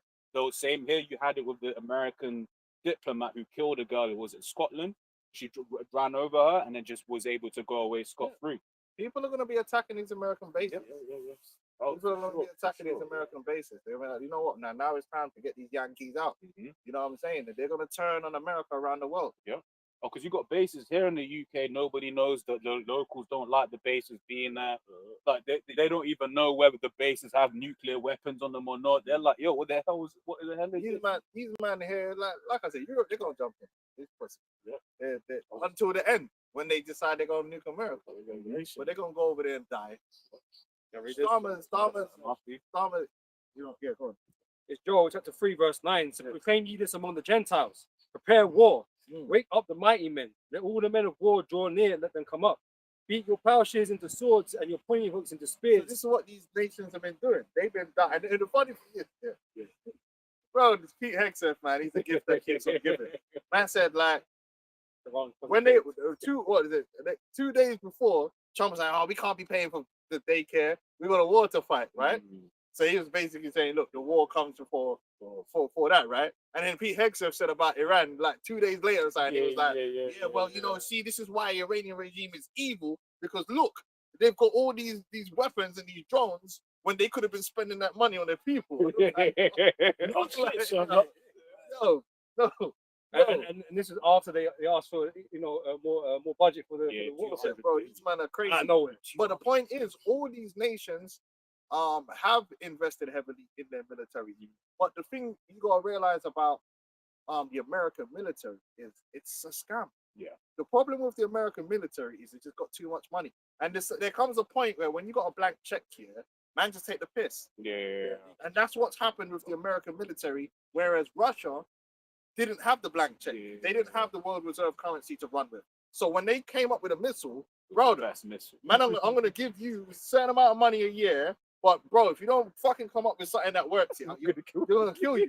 We're not playing games, bro. You need to, and not only that, right? These men are invested, and they're actually patriotic. Yeah. These American companies, they're not patriots, bro. These men are like, yo, how can we get the most money out of the American government? Whether this thing works or not, or is effective, is not what's important. What's important is we need to get a slick talker up in that boardroom that's going to make it look like it's effective. That's all we need. As long as it looks effective, and we can get them billions of dollars in, I go live in Monaco. It's not even a problem. This is the issue that America has. So Russia developed hypersonic missiles on minimal budget, but it works. It's effective. Drones. Russia's a big part of the drones. It was interesting because I saw one of the videos where one of these commentators speaking about with this whole Russia and Ukrainian conflict, what's going on. They're basically displaying to the world how to maintain a long war with certain like new inventions and weapons and stuff. So it's kind of basically advertising to a lot of countries around the world. Look, man, if you need them guns, bro. But that's what Iran has got. Yeah. So you got Iran now, even though Iran ain't had the money, so to speak. What they do have is the intelligence, because they don't have a shortage of intelligent people. Because what America would tell you is, in order to be intelligent, you have to go to an Ivy League American university, which is not true, right? So the Iranians have the intelligence and the will to make it work. Same with China. China, bro, the technological level that China's on over there, bro. I've been watching some of the car shows and that, how they manage to do all that. Because these men that they get, are just groomed to just be, to do. It's not about money to these men. It's about being the best. And America, so like in 1 second, America is a lot about fake it till you make it. You don't have to be the best singer. We just need to convince these dickheads over here you're the best singer. Isn't that what America is? America is all about fake it till you make it, and if the bread is there, who cares if it's real or not? It doesn't have to be the best burger. We just have to make people think it's the best burger. Make it look like it's the best burger. And as long as this motherfucker pays me $50 for the burger, we winning and we yachting and we're going to Monaco. The rest of the world doesn't work like that. Man are they work based upon value. Like, what is the value of what I'm producing? And it has to mean something. So Iran have made these weapons and they actually fucking work. And they're cheap. Whereas in America, if you had to make a drone the same way, man would say, yeah, that's gonna cost you $1 trillion. You're like, what the fuck? Yeah. But just It'd be the best one though. It'd be the just best. sign it off. Shit's floppy and don't work properly. But you know what? Yeah, if that don't work, that's all right. We'll have an upgraded one that we can sign them up to the next. You know what I'm saying? Like, and this is what's happened with America. And there'll be delays. There'll be delays, and this brother said the bushels or a little bit of bushels will be $50. That same bushels, Iran will just have it at cost. They'll be like, what does it cost for the bushels? Okay, good. And here's some bread to feed the family and get the bushels. No, what does it cost? Okay, put another $1 million on top of that so you can live in Monaco. But that's what I was gonna build on what you're saying, because when you contrast America to say some of these other nations, general things are cheap. So, for instance, in China, there is a notion that a house isn't an asset, i.e., everyone has the right to own a home. So, if 90% of the population own a home, it's sort of like, why are we stunting here for? When your regular cost to travel to buy a car is so low, you don't need to be doing all of this extra stuff. But in America, you need to do extra stuff to have a little bit of extra, right? You need to be doing a hell of a load of corruption. No, I'm saying you need to be doing you need to be doing a whole load of corruption to be living better than the next man, right? But in other countries, you don't necessarily need to do that. No. So that on less money, these men have actually created an effective form of warfare that's working against the American military. The American military is outdated. But they've spent $1 trillion every year. It's bloated and outdated, and it's ready to go. And inefficient. And this is what they're learning. But arrogance is gonna get them to keep sending man into this thing to die. Pride. That's what it's not. You have to accept sometimes when you cook. And necessity. No, I was going to read this and I'll read this. It says Obadiah 1 and 2. Behold, I think from a previous point earlier on. Behold, I have made thee small among the heathen. Thou art greatly despised. Oh, the world's looking like this is crazy, bro. Like everyone's trying to recover from the C-19 thing, and you've just gone and done this bullshit. And now the whole world's affected. For what? Oh, because we've saved the world from nuclear. No, nobody was waking. Listen, bro. This is what we do know. Nobody was waking up in the morning worried about whether Iran was going to launch a nuclear weapon and destroy it. Can I give you proof of that statement? To prove that the Quran is telling the truth, everyone was going to Dubai. Their neighbors. If you're so scared about Iran bombing with a nuke, you wouldn't go to the neighbor of, oh, they're going to kill us. So now you've irresponsibly messed up the whole planet. And the world's looking at that, but you guys are dickheads. Well, and then you do it. You know, it's mad when it's mad when your average everyday man is like, oh, fuck America, like, you know, them store hats. Even I've never had to say fucking wrong. I've never had to say it. I had to. It's a great say. But even you know it's real when you got certain bacon hats. Hey, what's happening over there? Bacon hats. But you know, it's because people are hurt. And from time of bacon hats, you know. What's this all about, man? Like, what is it really all about, man? Yeah. Esau just causing havoc, you know? That's like to wake it up. Dagonite assemble. Dagonite assemble. They kind of stuff. Bushes and shit. Like, just learn how to spell Iran, like Iran. fucking Iran. It's better with Fucking yeah, mate. Like fucking putting our petrol prices up for what? For what? Get them out of there. Yeah. let the Saudis deal with the Iranians. It's sweet seeing the Fucking downfall. Man City, you know what I mean? Like, it's the fucking Man City owners. Yeah? Deal with it. I fucking did it. Oh man, There you go, man. exactly. Gonna They're rename the making it. Emirates Stadium. Man. He judges his prime East Prime London. bacon. I think he's on a strict bacon diet. Absolutely. Now, pie and mash, man. Prime mash. Jelly eel. Yeah, man. Jelly Hill, yeah. Probably He's saying so one of- smooth. That's his speech anyway. So the brother asks, side effects of an empire's military ingenuity declining as they swell. One major side effect of an empire's military ingenuity declining while the empire keeps expanding, swelling, is that it becomes large but brittle. As empires grow, they need better strategy, logistics, discipline, and innovation to hold vast borders. If ingenuity declines, several things usually happen, right? Reliance on old tactics. They keep winning. Which is what we're saying. Yep. Shock and awe. On the ship. Yes. I think the reason why this question that Bo was asked is good is because sometimes when you're looking at the war, you're just looking at missile drop. Yeah. Right. How effective it is, but it's just But it's like, but you see, there's a whole system behind getting that plane. Because that's why one of the things that they did before they started this war, and that's what it was, moving a whole load of assets into the region. Right, you've got the Aegis, AEGIS, on the ships, on the aircraft carriers, which allows them to talk between each other. Then you think about when you got that F-35 flying, it only has a couple of hours, if that, of flight time. You need to have the strato tankers in the sky to be able to. Exactly. So the strato tanks are like here, and that, you know, and the fighter jets are going in, refueling, going in, refueling, going in. There's a whole infrastructure design, right? So it says reliance on old tactics. They keep winning yesterday's wars with outdated methods while enemies adapt. Overextension. Yo, it's been listening to us, bro. Yeah. That's why I said shit when I saw it. Overextension. Yeah, more overextension, more land to defend, but less ability to defend it efficiently. Higher costs, lower returns. Which is why when Trump was doing, again, he was playing on the ignorance of the American public.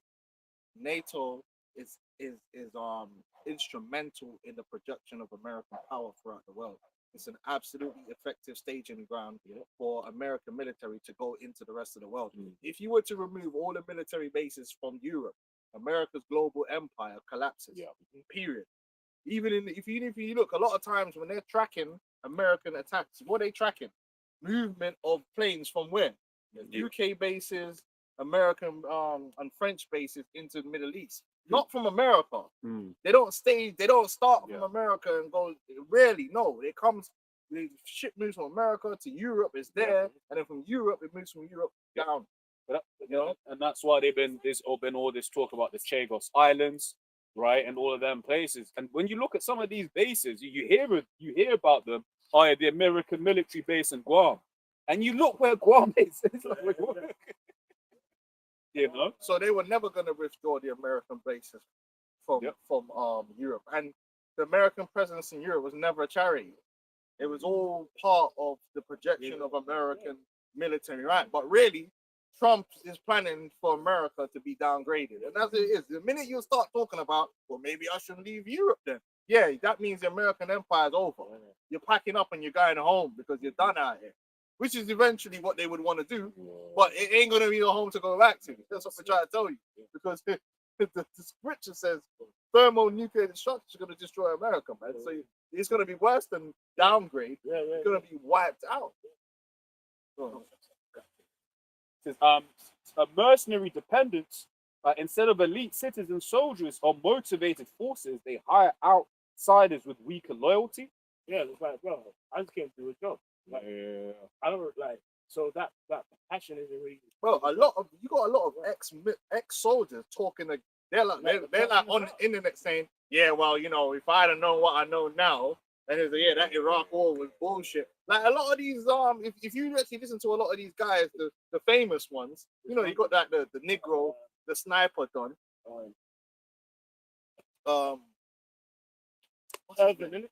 Irvin, yeah, he's not running good propaganda for the U.S. military. He's like, yo, man, I wouldn't join. I wouldn't want this. Is all bullshit. You may turn up dead.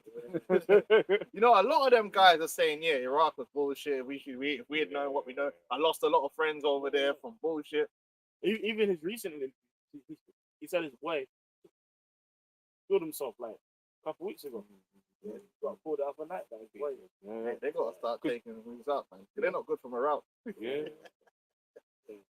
Yep. Good. Which actually goes into that. Literally, it's almost as if there was pretty much every point we've said, right, it's brought up, right? So it says slow reaction times, rigid command structures replace creative generals. Border raids increase. Rivals notice weakness and test the frontiers. Which is what's gonna happen. Yeah, The deeper they go into this war, the more people are gonna come up against them because they're seeing that even so far they're seeing, hold on, a lot of this Iranian thing kind of works. Yeah.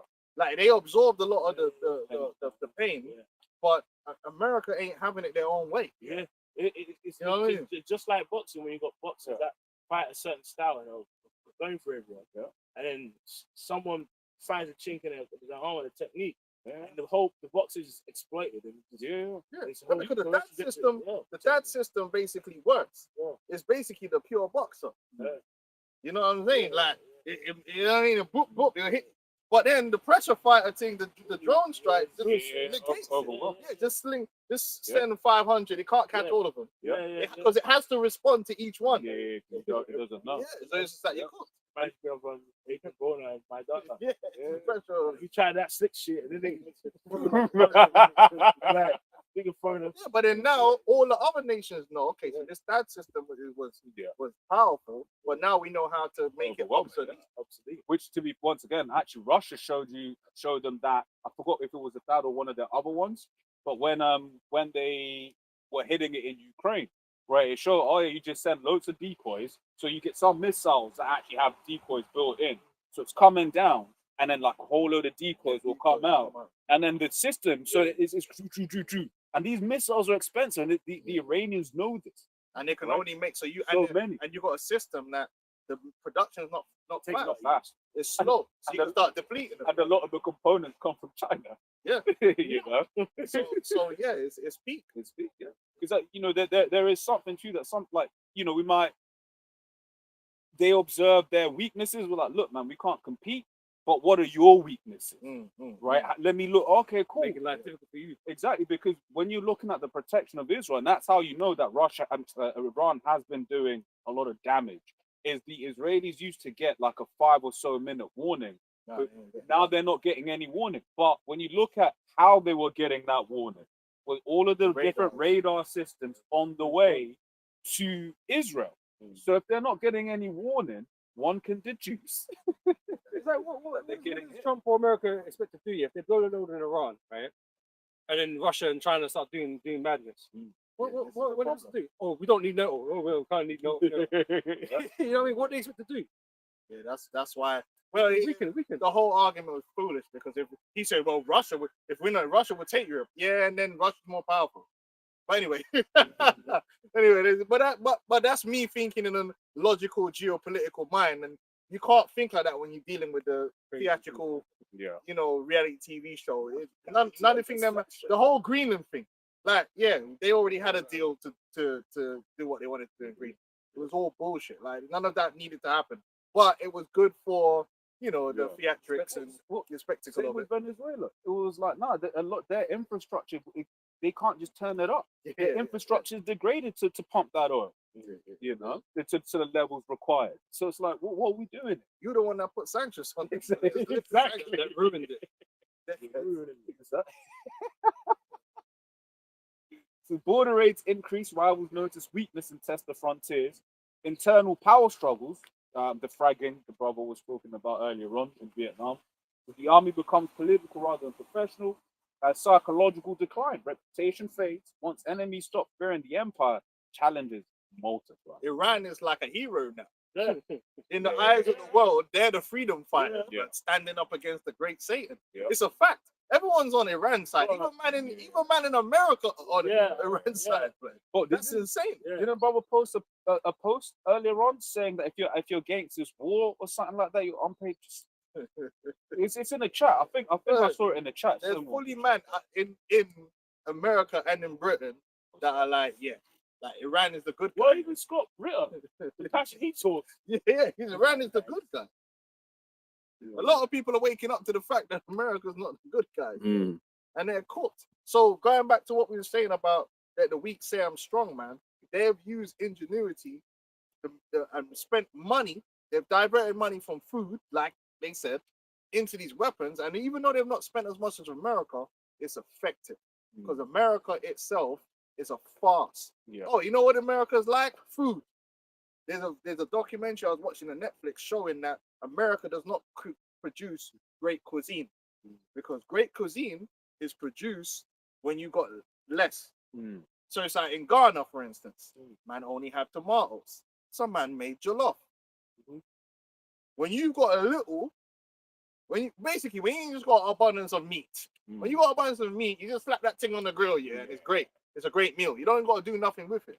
Most places in the world where man only got a few ingredients and less meat, you have to make it work. So you get the seasoning. It's like soul food. Soul food tastes good because you had to make it work. So then you cook up something amazing. Man's putting himself into it. But when you've just got access to a slab of a big tomahawk steak, you ain't got the time for that, which is why most American cuisine that's any good came from somewhere else. If you're talking about actual American cuisine that was designed there, it doesn't exist. It's something that's come from Italy or it's come from somewhere else where in Italy they've got olives and they just get this seasoning and they make it work and it tastes amazing. So it's the same thing with America. They've got abundance of money and they just splurge it. The Pentagon budget is a blank check. So man are just there taking the piss. Any minute, any company like Lockheed Martin just turns up with any BS and then they just get a dumb contract, man. And it's like there's no what's it called? Due diligence. There's no Oversight? audit. They don't even audit the Pentagon. So imagine that. You imagine, bro, imagine the amount of money that the Pentagon is really paying for stuff. That is actually not it. Maybe like 70% of it is just not. It's just going into man's pockets, bro. You know what? We might as well start a weapons company. Yeah. Do you know what I think about? Like, I don't know if any of you brothers have ever your woman's gone to the garage. She's got one price. Then you go and it's like, okay, so what's this for? And then all of a sudden it goes from a couple hundred to okay, it's £100. They're gonna take the piss. Bro, it's like the company. It's a company card. A company card. Who cares, blood? How much is that? Okay, whatever. It's company paying for it. How much is the ticket? Whatever. The company's paying. Well, for it. some guy that used to work at my company there. He's like a manager, right? And this dude, you know what he ended up doing? This dude built his whole house. He refurbished his whole house on a company card, yeah. And then when he got caught, he said he went off charge for stress, yeah. And then my company hired a private investigator to follow him. The private investigator found him holding to timbers, up scaffolding. And shit. That's a not stressed though. Bro, Hey, that's woodwork is that's how it really is. de-stressing. That's how it is. So they've got there's a lot of bloat in the American military budget. So it looks like they spent all this money, but they're not really getting their money's worth. They're not really getting his money's worth, and that's what they're gonna find out that big massive American debt that they have. Most of that just went towards Edomites, taking abusing the American system to just get money out of it. You know? When you said that, the precept that came to mind was supposing gain is godly, right? But in this context, supposing that because they've got a lot of it, spending a lot, that it works. That it works, yeah. People look at people look at expense and then have this idea of righteousness, getting the best or whatever. No, it's not always the case. Yeah. Cheap ain't better, but sometimes man are spending the more money and not getting the quality because someone's taking the piss out. The bags. Like you mentioned the word value. Yeah. Are you really getting value for money? No, you're not. You're not. You're obviously not getting value for money. F-35 can't fly in the rain. Yeah, which is wild. Oh, it overheats. And it overheats. It's gonna be in 50-degree weather, man. 50 degrees maybe- Celsius. That is. Now them drones are value for money. I was gonna say, make sure you get the Iranians to this. Drones are man. them man are blowing your shit up, yeah, reverse engineering you, they're shooting your shit down. So you spend all that money on R&D, which again, you're probably overpaying the mans, because if those guys were Iranian scientists, you probably wouldn't even have to pay them that much. But because they're American scientists, now you need to give them bare money for R&D. Yeah, and then they just shoot it down, Yeah. and now they've got all that R&D, and then they'll just probably make it better. On the R&D thing, I forget the intricacies, but on the medical side, what they actually came out is your large pharmaceutical companies will say, well, these prices are this price because of the R&D. But when they actually look at it, a lot of the R&D was actually done at like universities or something that the government paid for. Yeah. You know, so Double these guys dipping. these guys is the devil. It's a man. scam. America is a scam, and then people ain't worked it out yet. It's a scam where the government funnels money to their friends. Mm. Yeah. But Which is pretty Nigerians much are like corrupt. every year. Like every other third world country. That's what it is, yeah. And then they get on TV and talk about the debt, yeah, and make you think that they care about the debt. No, the debt is funding them. Because all their friends own the flipping weapons companies, and all the companies that getting over bloated contracts, yeah, they're making the money from it. The same ones that helped them run for office. Yeah. So yeah, it makes sense. Just like the mans that were hanging out the C-19 contracts, man. You know what I mean? Like giving man millions to building masks, man. Little cheap masks, man. Go on, Yeah, I carry reading this from Joel 3 again, verse 11. It says, assemble yourselves and come, all ye heathen, and gather yourselves together round about. If I cause thy mighty ones to come down, O Lord Jehovah. Let the heathen be wakened and come up to the valley of Jehoshaphat. which is down there in the Middle East. So, yeah. For there would I, Or should I say West Asia? for there would I sit to judge all the heathen round about. And we're seeing that because the brother's mentioning that, yo, that area is going to get blasted. Yeah. And then also, because there was people asking the question about like, no, it's collecting the rubbish.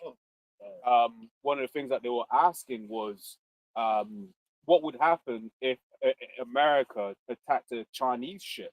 Would you have the Chinese military basically escorting ships? And it was like, oh, but that means that's going to happen then. The Chinese military are then going to start moving their assets to help patrol, which they might just do. Be like, look, man, we need to get oil. You know, Just something, no? yeah. And then remember, the scriptures also speak about Damascus being completely destroyed. Put ye in a sickle, for the harvest is ripe. Come, get you down, for the press is full. The fats overflow, for their wickedness is great. Multitudes in the valley of decision. For the day of the Lord Yahweh is near in the valley of decision. The sun and moon shall be darkened, and the stars shall withdraw their shining.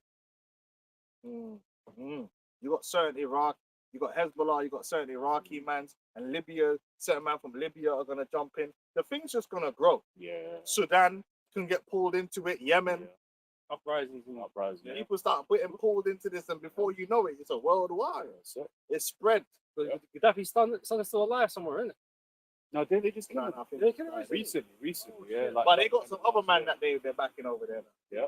But plus also you've got Wagner Group have been in Africa for a longest time, which is I believe what allowed them to like Mali and them man to start kicking out the French.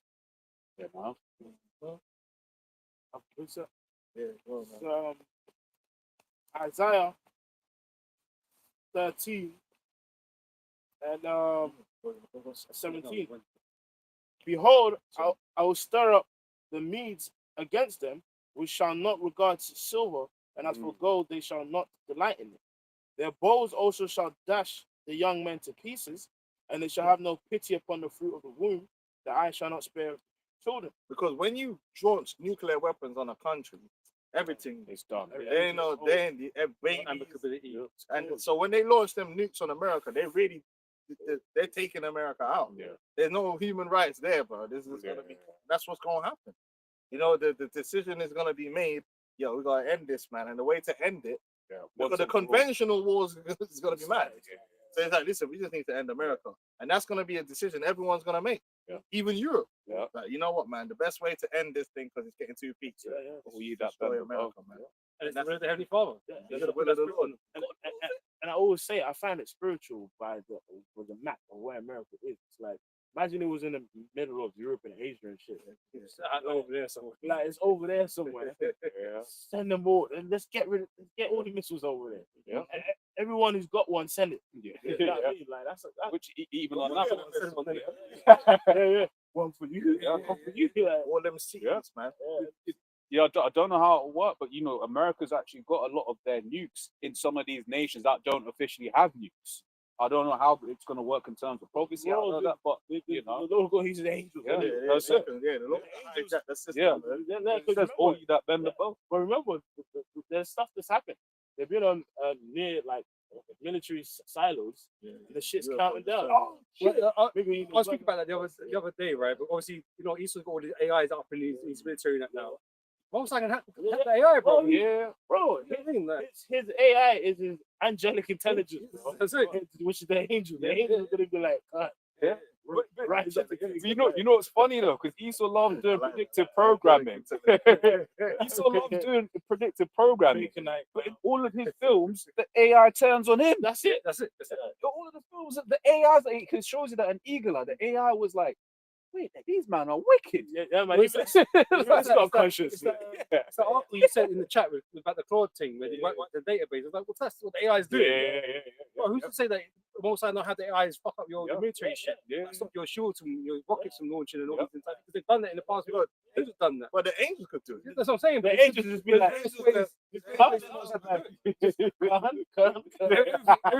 everything's the Lord, so he can work through any medium. Any medium. he can work Which with. is righteousness. And America is not necessary, bro. Hey, bro. No, it's funny because you mentioned on the word because like, but Esau's got his artificial intelligence and the Lord's got his angelic intelligence. Like, and they gonna fight it out, you know. But the Lord's thing is superior, man. Why he tap, you know? Why he That's what's gonna happen to Total. him. Yeah, he's drones. Toy AI. Toy AI, bro. Yeah. They're gonna lose, bro. Can I grab this? This is because on all of this, man. It's Revelation 15:2, and I saw as it were a sea of glass mingled with fire, right? And them that had gotten the victory of the beast and over his image and over his mark, right? And over the number of his name stand on the sea of glass, is referring to the firmament having the hearts of the Most High. The reason I'm bringing out is talking about the nukes, you know, shooting all the nukes, right? And then you know I thought about that scene at the end of Terminator, man.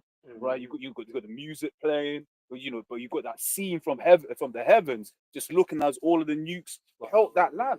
That's gonna be beautiful, and Lord will be the elect, so we can witness that, man. It said overcame the mark of the beast, and this is one of the things that we're speaking about. So, quick thing, the atomic thing.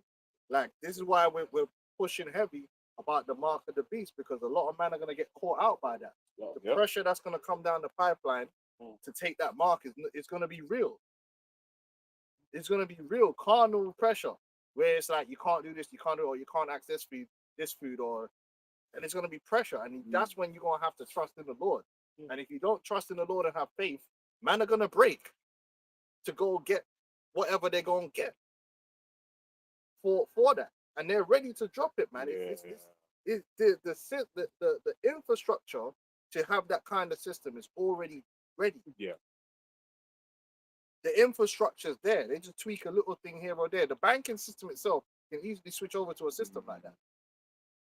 They're already talking about that, how to do it. Okay, you got that's why I learned about the Bancor and okay, cool. So that's why they were talking about having an institutional CBDC and a retail CBDC, because the institutional CBDC is only for the institutions, but then you got the one that controls the people, which is the retail CBDC.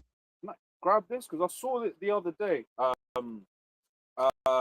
This is from Euronews. It says Europe moves to break Visa and MasterCard's grip, but not everyone agrees. Yeah, so that's one thing they started doing. So again, the American system, they're able to sanction people, and they're having this little beef with America. The question is now, maybe we should have our own system, which is separate from America, which is problem reaction solution, which is basically the ECB having their own CBD system and payment clearance. See, everything just comes together for them. Because this is the thing. It's like when we think about when Trump is saying bring jobs back to America, rather bring manufacturing back to America.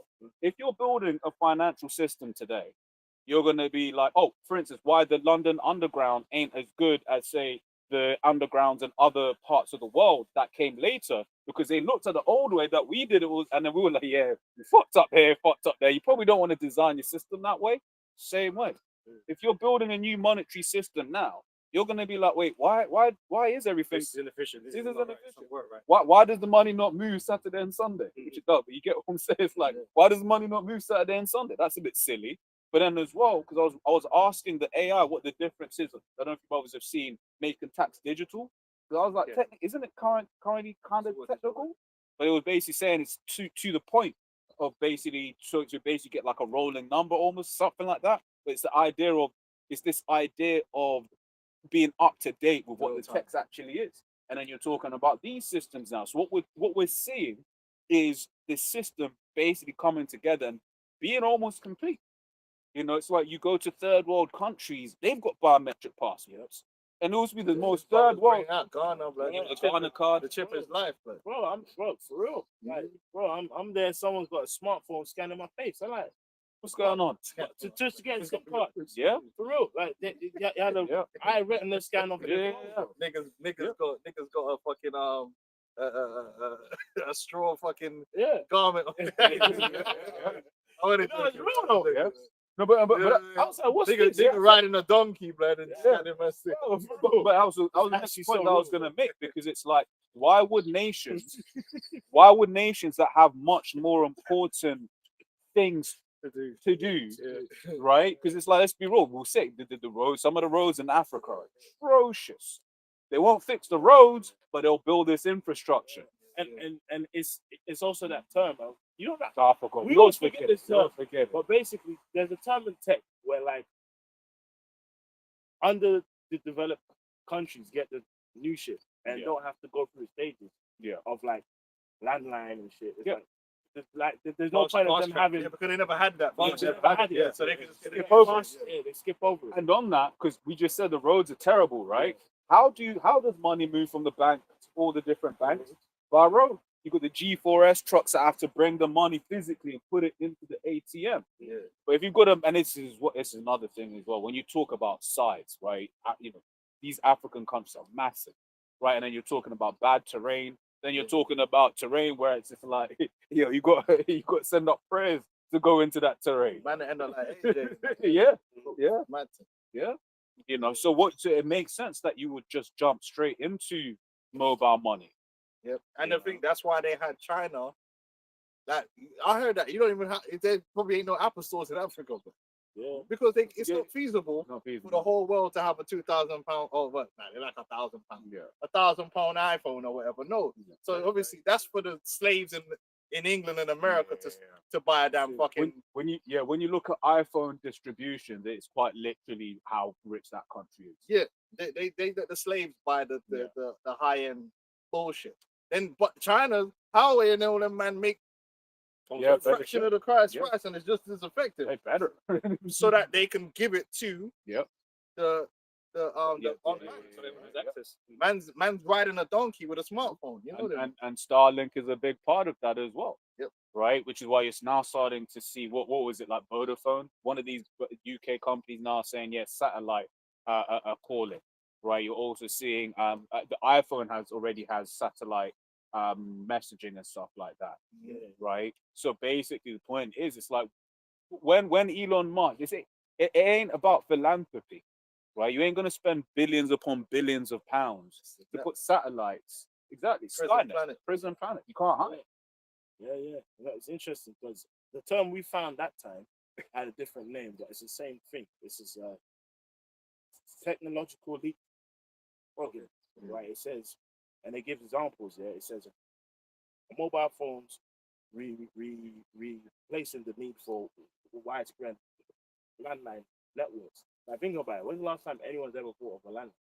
And there's some countries now that they've never had to have that. They've never had to have a landline. Because it's expensive infrastructure to build.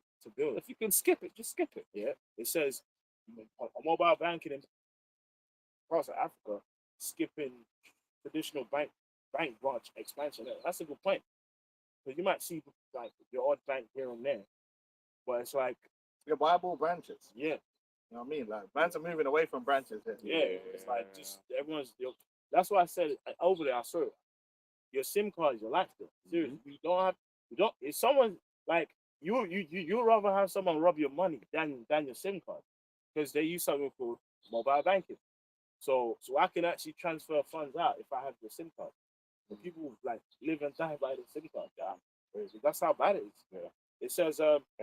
That's why I use an eSIM, man. yeah, So like, look, man, take my phone, yeah. but you can't get my SIM card because that's actually like trick knowledge. Because if I steal your phone, someone steals your phone and has your phone number, knows your phone number, or and imagine how many They can things put you it have into on another 2FA SIM card, Yeah.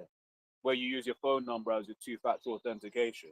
So it's like, yeah, I had paranoia one day. I was like, yo, I'm That's a switching good to point. eSIM.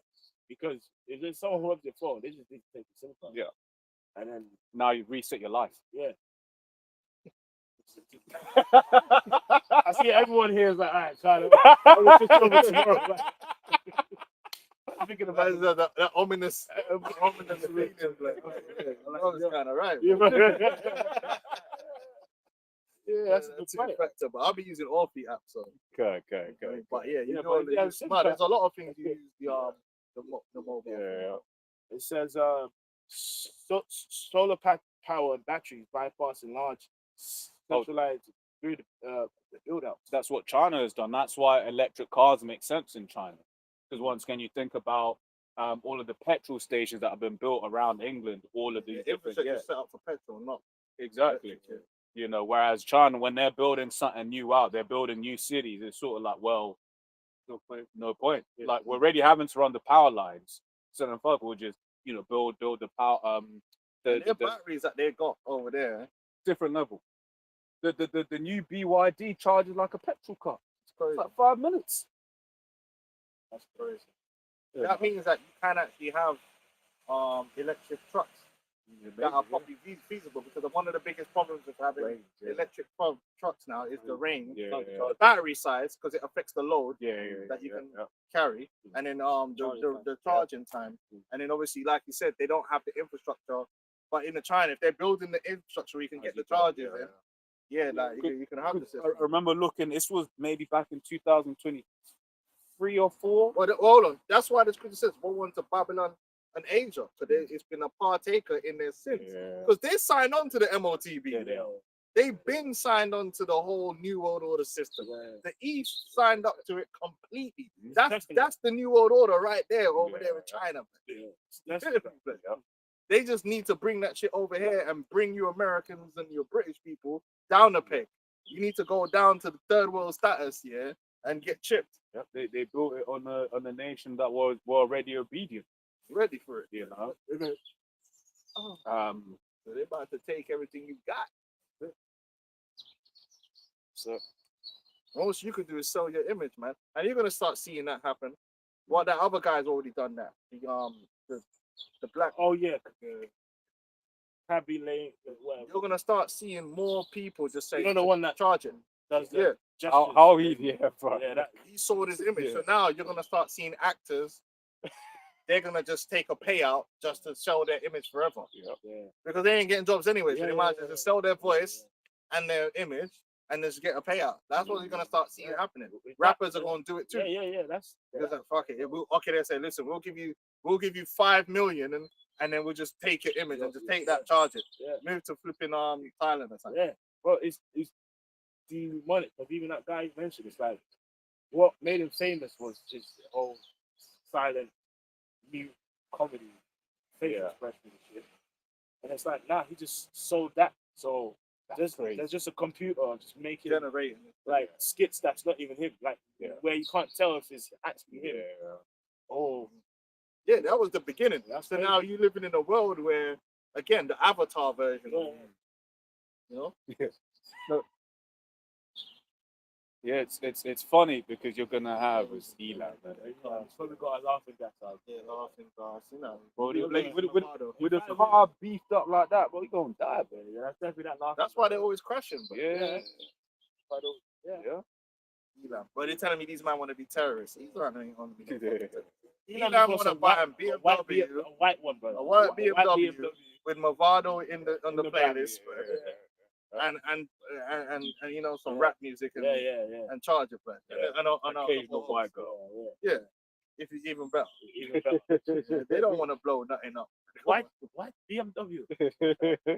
I'm Trying, don't let no one lie to you, man. And if anyone's a terrorist, it ain't them. They're not. They, as soon as they come to got the England, heart. they like, oh, shit, I could get a view, don't The only thing they terrorize is the fucking the damn Nostrils, yeah, bro. the train, yeah. Bro. No, on a level, like you go honestly, like you go. Not certain- your end though. no, More on our end. Yeah, Your yeah, end, yeah. right? No, but that's what. No, but that's what I'm saying. It's like when you go through the network, and it's like, and you then end up in them areas. Yeah. As soon as you start coming to the east side of the district, right? Even on the Elizabeth line, going towards Heathrow, Oh, yeah. Like, Because they got an enclave. Southall. South, yeah. Yeah. South. Over there. So it's where fine stuff getting peaked. You'll be chilling. You'll be like, yes, it's cool. What the fuck is that? But the worst thing about the east end of the district line is their stink plus the Eastern European stink and the African stink. It's too many races of fuckers. And it's all ass as well, because these motherfuckers is all workers and they don't even clean their ass, man. They're just wearing the same shit. So you can smell musty ass, musty fucking armpits, everything. Like. Nice. Yeah, man. Yeah, I mean, like burgers, because they all in them chicken. It's a terrible mix. Bro, you shouldn't have multi-racial BO, man.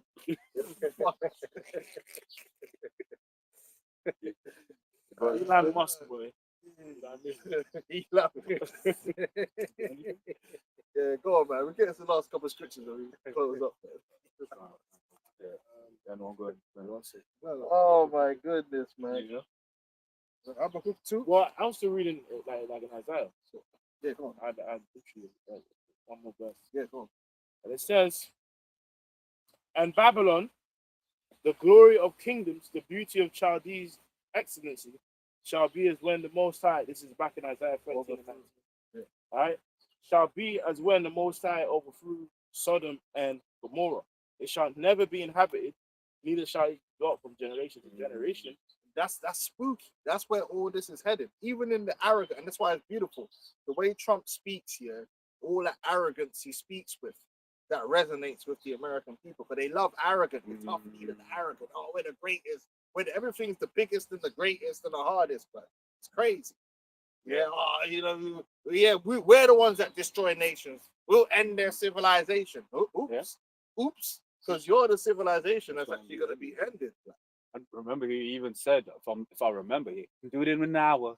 He can do it in an hour. You know, and it's like, yo, America's going to be destroyed in an hour. The arrogant, and that's the Lord really showing that what's going to happen to you is deserved. Yeah. Because you're speaking with such arrogance. But on the other hand, you're a humanitarian. And that's it. It's like he just gets this great PR, man.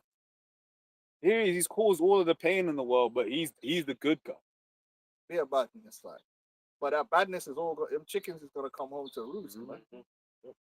Or not. Right or not? It says, it shall never be inhabited, neither shall it be dwelt from generation to generation, neither shall the Arabian pitch tent there, neither shall the shepherds make their fold there, or the wild beasts of the desert shall lie there, and their houses shall be full of doleful creatures, and owls shall dwell there, and the satyr shall dance there, and the wild beasts of the island shall cry in their desolate houses, and the dragons in their pleasant palaces. And her time is near to come, and her days shall not be prolonged. So basically, what's gonna happen is like America is the pinnacle of carnality. It's the pinnacle of wickedness. It's the beacon of darkness. Right? It is. Because even when you go to the food thing, yeah, Britain's cooked, isn't it? When it comes to the food we eat, yeah. But how is it, that this place bans stuff that comes from America? Well, you gotta wrap your mind around it, that this place is cooked. We all agree. Europe is cooked, But they ban shit from America. But there's so much stuff that they have to make separate products, bro. We don't have chlorinated chicken and all this stuff. So you're double cooked, but you're double proud. But your shit's double cooked. Remember when Elder Ramon went to the States? Oh yeah. When Elder Ramon he got sick. When he got Triple fried, bro. Like everything they do in America is worse. Your culture's worse, and it gets worse here. The more man consume it, the more Negroes in England consume American fucking podcast and entertainment, Beast like that become. the worse they become. Like Yeah. the more Americanized they are, the worse they are Yeah. because they pick up all that negative, toxic, fucking bullshit. Yeah. Do you know what I'm saying? Like they even got a beef over there between light-skinned Negroes and dark-skinned Negroes. Bro, over here, man, never had that beef. Bro, if nigga was light-skinned, he was black. You know what I'm saying? Like, man, I never remember having no conversation going here, but he not really black. He's light-skinned. Now, they have conversations like that here now. It's like, when did that become a thing? Since when was there when we were growing up? We weren't like, oh, this brother's not black. Man's know like he's one of the brothers, black. Like, now it's like, yeah, well, you're not really a black person. You don't really understand what it means You to know, be it's black. like, yo, where did they? I know where they got it from. That they be watching these fucking American podcasts, man, and then you start copying that bullshit. You know? You know, I'll tell you when it started. It started between Spence and Kell Brooks. remember like Spence and Kell Brooks. Oh, they said Someone Brooks said not it. black. They say Kell Brooks not black. It's foolishness, man. When they're both Kamala is. American culture pushes everything toxic. Feminism was pushed hardest through America. LGBT, everything that's just wicked and demonic, the fake lifestyle, fake it till you make it, push from America. I have a quick scripture on that. Yep. The Revelation. Wearing, you know, niggas Salah. doing all this, wearing big stupid chains and everything you could think of that's folly and stupid. Really got pushed from America, man. It's the pinnacle of darkness. I have one that's directly points. This is Ignorance, yeah. American stupidity. Revelation 17:5. And upon her forehead was a name written, Mystery Babylon the Great, the mother of harlots and abominations of the earth. Yeah, like the porn industry run from America. Yeah. So most of that deviancy is being exported from America worldwide. I mean, if you look at a lot of these vaccine companies during the C-19, is out of Babylon. You know? There's a lot of things, man. So when America gets destroyed, it almost is like representative of the wickedness of mankind and the darkness of mankind being made an example out of. Like this is where if you want to follow the spiritual way, the kingdom of heaven is there for you to see. But if you ever think about following the way of man, this is the pinnacle of it. There was no greater civilization that a man has led than America. This is a man's idea of the best you could be. Is it not? Isn't America not deemed to be the pinnacle of life? Yeah. And all of these other civilizations have boundaries. Right? And they go, you might just find one rusty dildo just there, like it sticking up out of the sand. That whole notion, you think that's wild, man. You know, he's man. Donkey dildo. Just wickedness, bro. Like What's going on there? Just insanity is spread throughout the earth from that place. Even your politics is insane. I'm not even gonna lie to you. Politics everywhere is cooked. But when you look at the American politics, yeah, you see man in stadiums, yeah, and it's like rappers coming through. Like if you look at the English party conferences, it kind of looks legitimate. You know, you got some dusty old politicians coming in, and they got some policies that they want to read, and they make a few speeches. Meanwhile, in America, it's fucking fireworks going on. It's a damn party, and then Trump's coming through to many, man. and you got rappers coming out. You're like, is this serious? This is like even it's surreal. If you actually watch it, I'm watching it like, bro, is this real life? This is Hollywood. This is Hollywood. This is not even. This doesn't seem like a serious thing that you would be like, yeah, this is serious function going on. Man, just in a stadium. This is for the leadership of the world, by the way. Yeah, The leadership of the and world. that's how you know it's just cooked, man. It's the seat of darkness. So the Lord's gonna destroy it and make it a memorial forever. That throughout the history of mankind in the future, again. man will know that the minute you think to start doing your own thing and go your own way and turn away from the Most High, that's where you'll end up. That is the end of it. And it don't matter what technology you come up with. It don't matter what, because they had the technology. And what it ends up destroying them. It doesn't matter what technology you have. You can have chips coming out your ass. You can have chips and lasers. Yeah, you're gonna end up smashing atoms all that. You're gonna be destroyed because guess what, man? You ain't got it. Without the Lord, it's darkness and death. And that's what the end result is gonna be. As great as you want to be, you're gonna become a great desert. No life will be there no more. You will be cursed to never grow again. So just stick on the Lord's track, and life will flourish abundantly. But you go that way, you end up with transgenders and sex changes. That man are perfected. They've literally perfected, right? Turning them, making a man look like a woman to the point where a lot of these celebrities, I don't want to get spooky with it, yeah. A lot of But a lot of these men are going on about this Megan Thee Stallion thing here, bro. Man, I don't understand, bro. That whole shit is spooky because that girl is getting pimped out, yeah, for girl. Is getting pimped out from celebrity to celebrity. Like, and these celebrities are gay, remember that? Yeah. So they're pimped out. He was getting paid £350 a month. You know what that sounds like to me? It sounds like a rental, which is really what it was, yeah. But ask yourself this one thing: is that even a woman? Yeah. I remember. The name is Megan Thee This, Stallion, and you know we what you asked gotta the find question out already. here is that there's a lot of these celebrities, man, that some of them are not even the sex that they claim to be. Like there's a lot of question marks around Taylor Swift too. Like there's a lot, bro. You might just find out, yeah, that a lot of these fucking celebrities that they were saying were women weren't women. There's a Sam Smith did a song with her Kim something German chick. Most people, if I showed a picture, you'll be like, "This is chick," but straight up T. Yeah. But they do it at such an early age that you can't. That's tell what the I'm saying. They get these men at early age, you won't even know. Then they call them Megan Thee Stallion, and they're really showing you difference. in your face really what it is. And then all these gay niggas is pimping her out. You got him out. You got to remember because they had that transgender that was in the Biggie video. So from back then. back then they've been doing this tranny thing. Yeah. So you might find out that's why America's got to be destroyed, man. Or some of these gals that man are dying over and oh she's so fine. It wouldn't make sense because they made a woman of the year. Yeah. So he's like, yo, yeah, she probably is a fucking man. Megan, they made it woman of the year. Yeah, she got woman of the year one time. He's like, yeah. That just shows you. So the car, did you see what I'm saying? See what I'm saying? This yeah. Oh, BZ's wife. Yeah. I don't listen. All I'm saying is here that Big Mike. these dudes are fishy, man. These dudes are fishy. This is a dude. See what I mean? So Straight they've up, perfected Kim the art Petras. here, of fucking deception, man. When I first heard about her, what do you call it? It's like 2016. I remember doing research, and they basically said that only a gynecologist can tell the difference between a real box and a fake From the box. outside. Say again. Are you talking about just looking at it? As in, yeah, when he's doing his investigations, only they can tell. Yeah, that's crazy. That's basically they perfected.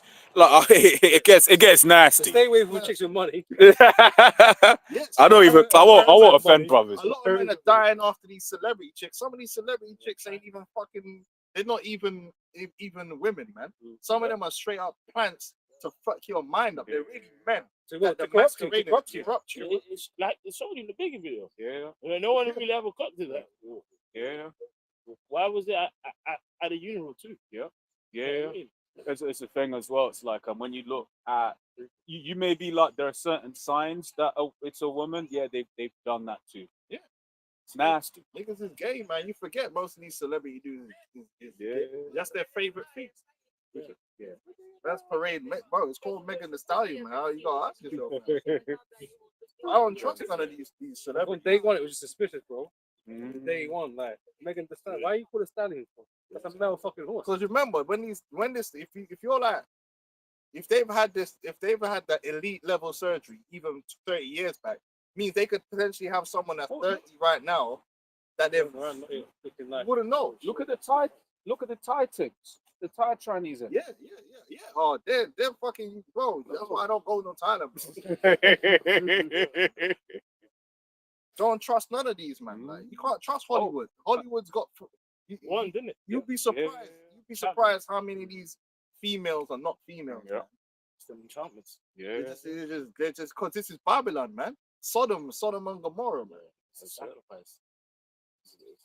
And then these man passing these trannies around between each other, man. It's clear that they've been hired. I mean, it's been exposed. Mm. So Yeah, people believe all. Bro, I knew this Megan Thee Stallion thing. I saw she started because I already know, but people don't realize most of these celebrity things they're like hooked up beforehand, and they got an expiry date. They have a time period that they're paid for. Oh, we will be together for this amount of time. This is what's the agreed. This is how many times we're paired to with each other, and then it will end. Yeah. And then they'll move on to the next one. This thing with this guy now, think of it. People need to realize what's happened, right? He was famous for being what? Being the slaw, right? Then after she done that, they put her with this guy, Clay Thompson, which for me he looks like a latent. Now they'll say he's been with all these women. Yeah, that's how you know. He keeps getting with all these women, and then for a certain amount of time, and then he's a cheater. So what does it do? They're beds, man. And then they get with him. All of a sudden she's cooking and cleaning and doing all these things. So, and they're doing it on camera too. Oh, she's cooking Thanksgiving dinner for the family and all. I said, look at this. This is bullshit. Watch what's gonna happen now. And then what happened? The same shit that's happened in every single one of his relationships. He cheated. It's like a textbook thing. Yeah. But then on top of it, from the breakup, you got a gender war out of it. Yeah. She's a bigger star from it now. Let's be honest, he's a bigger star from it now. Yeah. They've not been harmed in any way from this thing. They're now more relevant and bigger stars. Because it is true that a lot of people that didn't know about Clay Thompson I was about to knew about him through Megan. People say, oh no, but he's a basketball. Not everyone cares about basketball. You know what I'm saying? There's people in the world that don't care about basketball. Because I was going to say that Clay, I've never heard of him until now. It's like this is an example. I did because Steph Curry, you know what I'm saying, and the Golden State Warriors. But a lot of people don't care about basketball in the world. But say Steph, everyone knows Steph. Everyone hears Steph, but Clay, he was just side man. See, that's crazy. That's why it's hurt. But That's why you make. in that whole arrangement which they had, which was a pre-arrangement, definitely. look at what the result has been. Now, man, don't say he's gay. He obviously is. Yeah. Megan's a bigger star from it. He's a bigger star from it, and everyone's doing the gender war thing. This is how they operate. All this stuff is curated, theatrics. They've been together for a few months. Why is there a big hurrah about it? and Even like it's a 25-year relationship. That man were together for a few months, and then she was already out with the next dude before. like within about a week or so. Yeah, because it's onto the next contract, and he'll be needing a new beard too to hide his will. Same with Will Smith. Jada Smith is a beard, man. And man still to this day can't wrap their mind around the fact it's not a real relationship. Everything they're doing on camera is literally a psyop on the people. He is gay. Like, get she's a beard. She's been hired. They've been put together. Yeah, they got kids together, but he does not like women, bro. They're just doing witchcraft together, but they don't have a relationship as in like, oh, me love my woman. No, bro, he's been banging dudes. She's been banging dudes. They got open relationship, but they had to emasculate the male. That's part of as part of a psychological operation on the people. But when you buy into it, that's when you fall for the psyop. But when you understand that Will Smith's gay, you're like, well. One thing the elders, I believe Elder Yashwamba said yesterday, was that we have to, people in this world view sex and relationship as one way, as in it's like it's me and my missus. But it's like, he didn't say it quite like this, but it's like in that world, like sex is just sex. It doesn't mean anything to them. So the idea of the actors and shit, you know what I mean? Like, they do these things like not even real. Things are done for like clout. And like Taylor Swift's been with Bear Man. And then she has a time when she's with him. And then there's a time when it has an expiry date, and they got to end it. What they move to the next one? Like that guy, Jaden Sancho. The client. He's a client. Like, even the other guy from Arsenal. Like, that guy. Some of these dudes, when they're gay as well, you guys from Arsenal. The best way to hide you're gay is to constantly have a girlfriend. So you pay the girl, okay, we're gonna be together, and then the last thing you think is that he's gay. It's a beard. Like Candace Owens is a beard. Her husband has hired her out, and she's just out there just doing whatever. Most men don't even know about him. But it's a known thing. But then also it's like they all go to the same free cops. They go to the same free cops and all that. And once again, they show you that in Sabrina the Teenage Witch, man, the Netflix one. How it was, the thing was like, she'll be with someone or he'll be with, and then but they're all just playing with each other. I'll give you another example of a guy that has arranged relationships. This flipping comedian guy, fucking Pete Davidson. Yeah. Bro, He's a square. That Bray was rolling with bare gal. Like every flipping top up and coming gal you can think of was with him.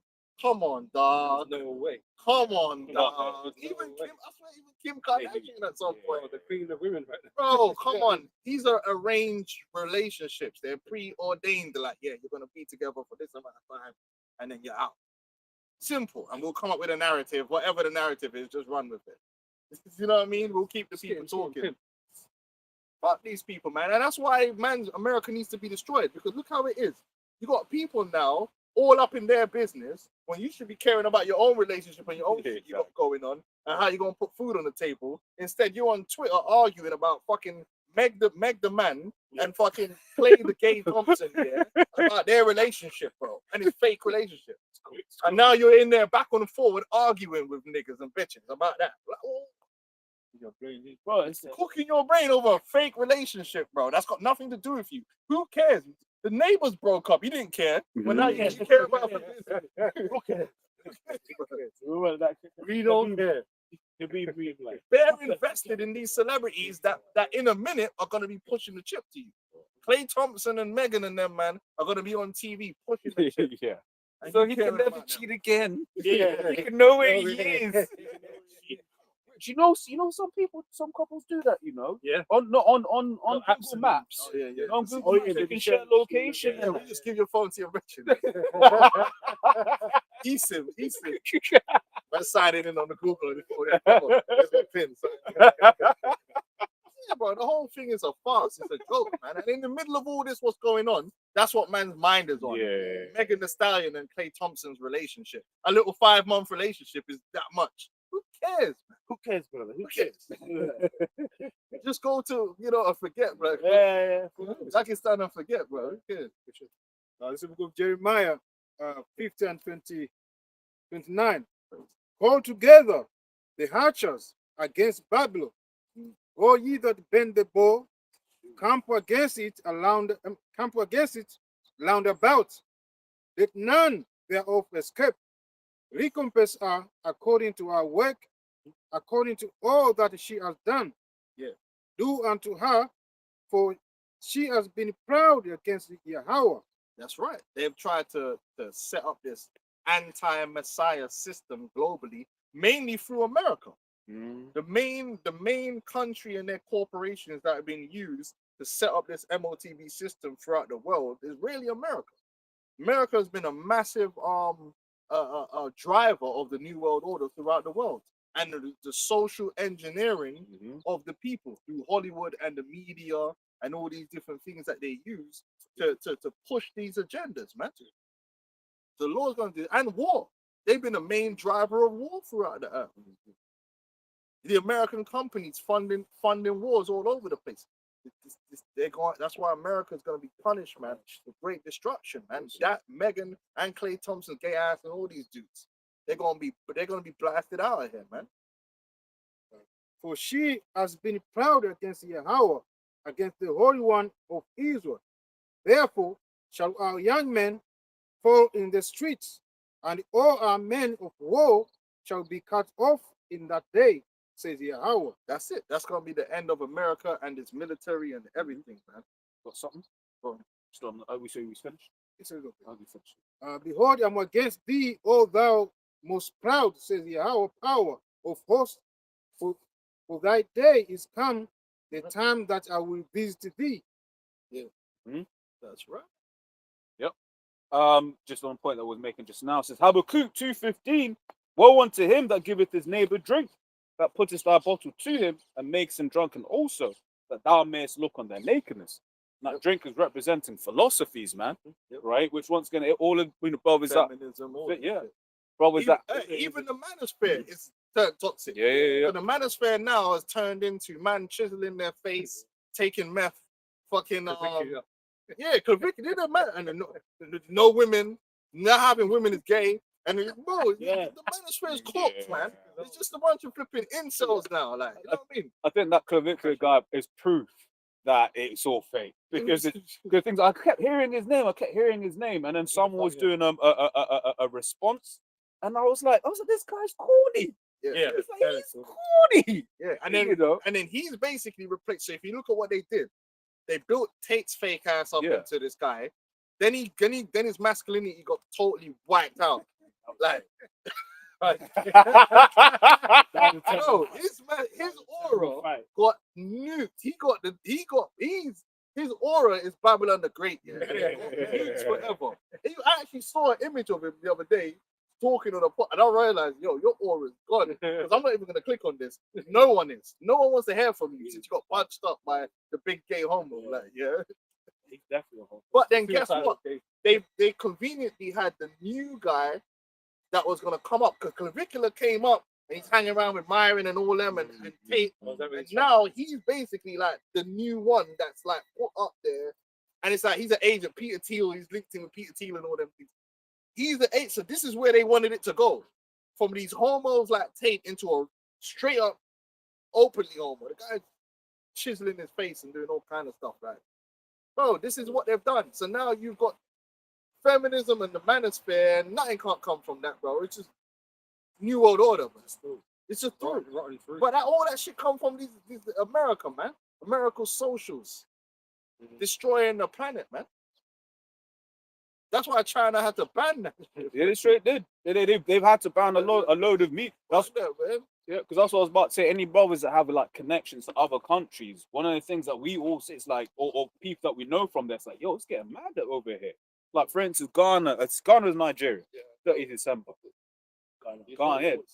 Both, yeah. But it's like all of these Americans coming in, bringing their Americanism into the major cities, and then it's like people are like, yo, this don't run here. Right, the energy that these Americans are bringing don't run here, right? Same with like what China recently banned, soft-looking men in television. Yeah. They banned the idea of basically a CEO falling in love with some random girl, because they're basically like, bro, be realistic. That ain't you. And that's if you look at a lot of American women, they've got this idea of, oh, I'm just gonna get a guy who makes 400,000 a year. And it's like, bro, but where's It's not realistic. Rich men like that don't pick up women and stuff. Yeah, But they won't want you to think that happens, but it doesn't. It's very rare. They'll They'll bang a girl from Stan Watts for sure. Yeah. But most rich men buy other rich women. Just like the guy the other day, the Jay, who was looking up the Jay Electronic, the Rothschild that was with Jay. The guy she married was Goldsmith or something, man. It was another. You know what I mean? Them men are marrying into money. They're not marrying some random hoe from Dagenham, bro. Let's keep it real. Only new money do that. Stupid niggas that just got rich. It's bad for business. And that's I remember someone was explaining that's why you get a lot of like rich, if you go into like Chelsea, like the rich parts of Chelsea, that's why most of the women are flat breasted, right? Because by breeding, if you will, they were all breeding with the same kind of women. And that's why most of the women in that part of town don't have chest, because they weren't, and I was saying some of the activities, but a lot of the activity, they do that, all of the squats and all that good stuff. But what some of the activities the rich used to do, like horse riding, you can't be horse riding that well with big memories. I mean, that's how we have some, you know. I mean, if you There's a lot of horse riding. horse riding, you know what I mean? Like, But in the English sense of it, let me put it like that. Yeah, I hear you still. I hear you. Yeah, but it's all that madness that they produce, Bridgerton and all this shit that they got these man fucking watching. It's madness. The thing is, it can't happen because it's like the idea of shared it in the chat not too long ago, but the idea of marrying for love is only around the 18th century in the West. That's when it started. Before, it was very much contractual. When you read the law, it's very much a contractual business, right? Which is when you read what the controversy around Deuteronomy, the 22nd chapter, right? It's like if your daughter got taken, like that's money lost. People ain't gonna necessarily want that as a business deal. So the punishment was he had to take her for the rest of his life. That's right. Yeah. Any more? All right, man. So we're gonna close up on that, man. But yeah, man, it's beautiful. All the prophecies, they're really simmering right now. You know, we got May Day. Hold on, what day is it today? May 1st. May 1st. May. What? Third today. Yeah, but May Day is gonna land on the That's the second. The second. Yeah. Both wrong. What time was that just going through? It's a third of May already. It's got bank holiday, and they normally do things around this time, man. So Oh, when's Feast of the Is it now? yeah, I think we've entered into it, man. Yeah. So which lines up with Yeah. coincidentally with when they're making this, they potentially could do this eminent thing, innit? Yeah. So listen, man, just stay locked in. That's what you got to do, man. And repent. No, for here in the UK, the you know the threat. Yeah, they put it up. Yeah, It's yeah, just past week. Just because of the knifing. Yeah. And the thing is, apparently, I need to. Ryan Marley. Yeah, it's Yeah, a that's the random kind of Marley. thing, innit? Come on, man. If a Marley's beating you up, man. Statistically, I mean, show like, I mean, there's more people, I mean, get attacked by, I mean, knife crime. Yeah, exactly. Yeah, it was. Nothing. Well, you just surprised. If you know it was only one Marley, then you know it wasn't real. Yeah. Yeah. Your Marley's traveling through. We're but- traveling as a sign for the sea. Yeah, that's it, man. He's cooked. And bad Abdi. Yeah, you've been cooked. No, that guy was just meant. It was someone MK Ultra mentally all done. Yeah. And they pulled out. Of Well, apparently he stabbed a police officer back in the day. Yeah. So, so 2008. and this is the proof. So it's a new Arab, right? It says before the attack, according to reports, Channel 4 News reported that the suspected, basically, he also attacked a quote Muslim friend. Yeah. So why is this bumping up terror? You know what I mean? Like, what's it got to do with that? Excuses. But plans are being done. You know. I mean, That's it. it's what it is. So we'll close up with that. It's a call halal. Double honesty, Apostles, the elders, the great millstone.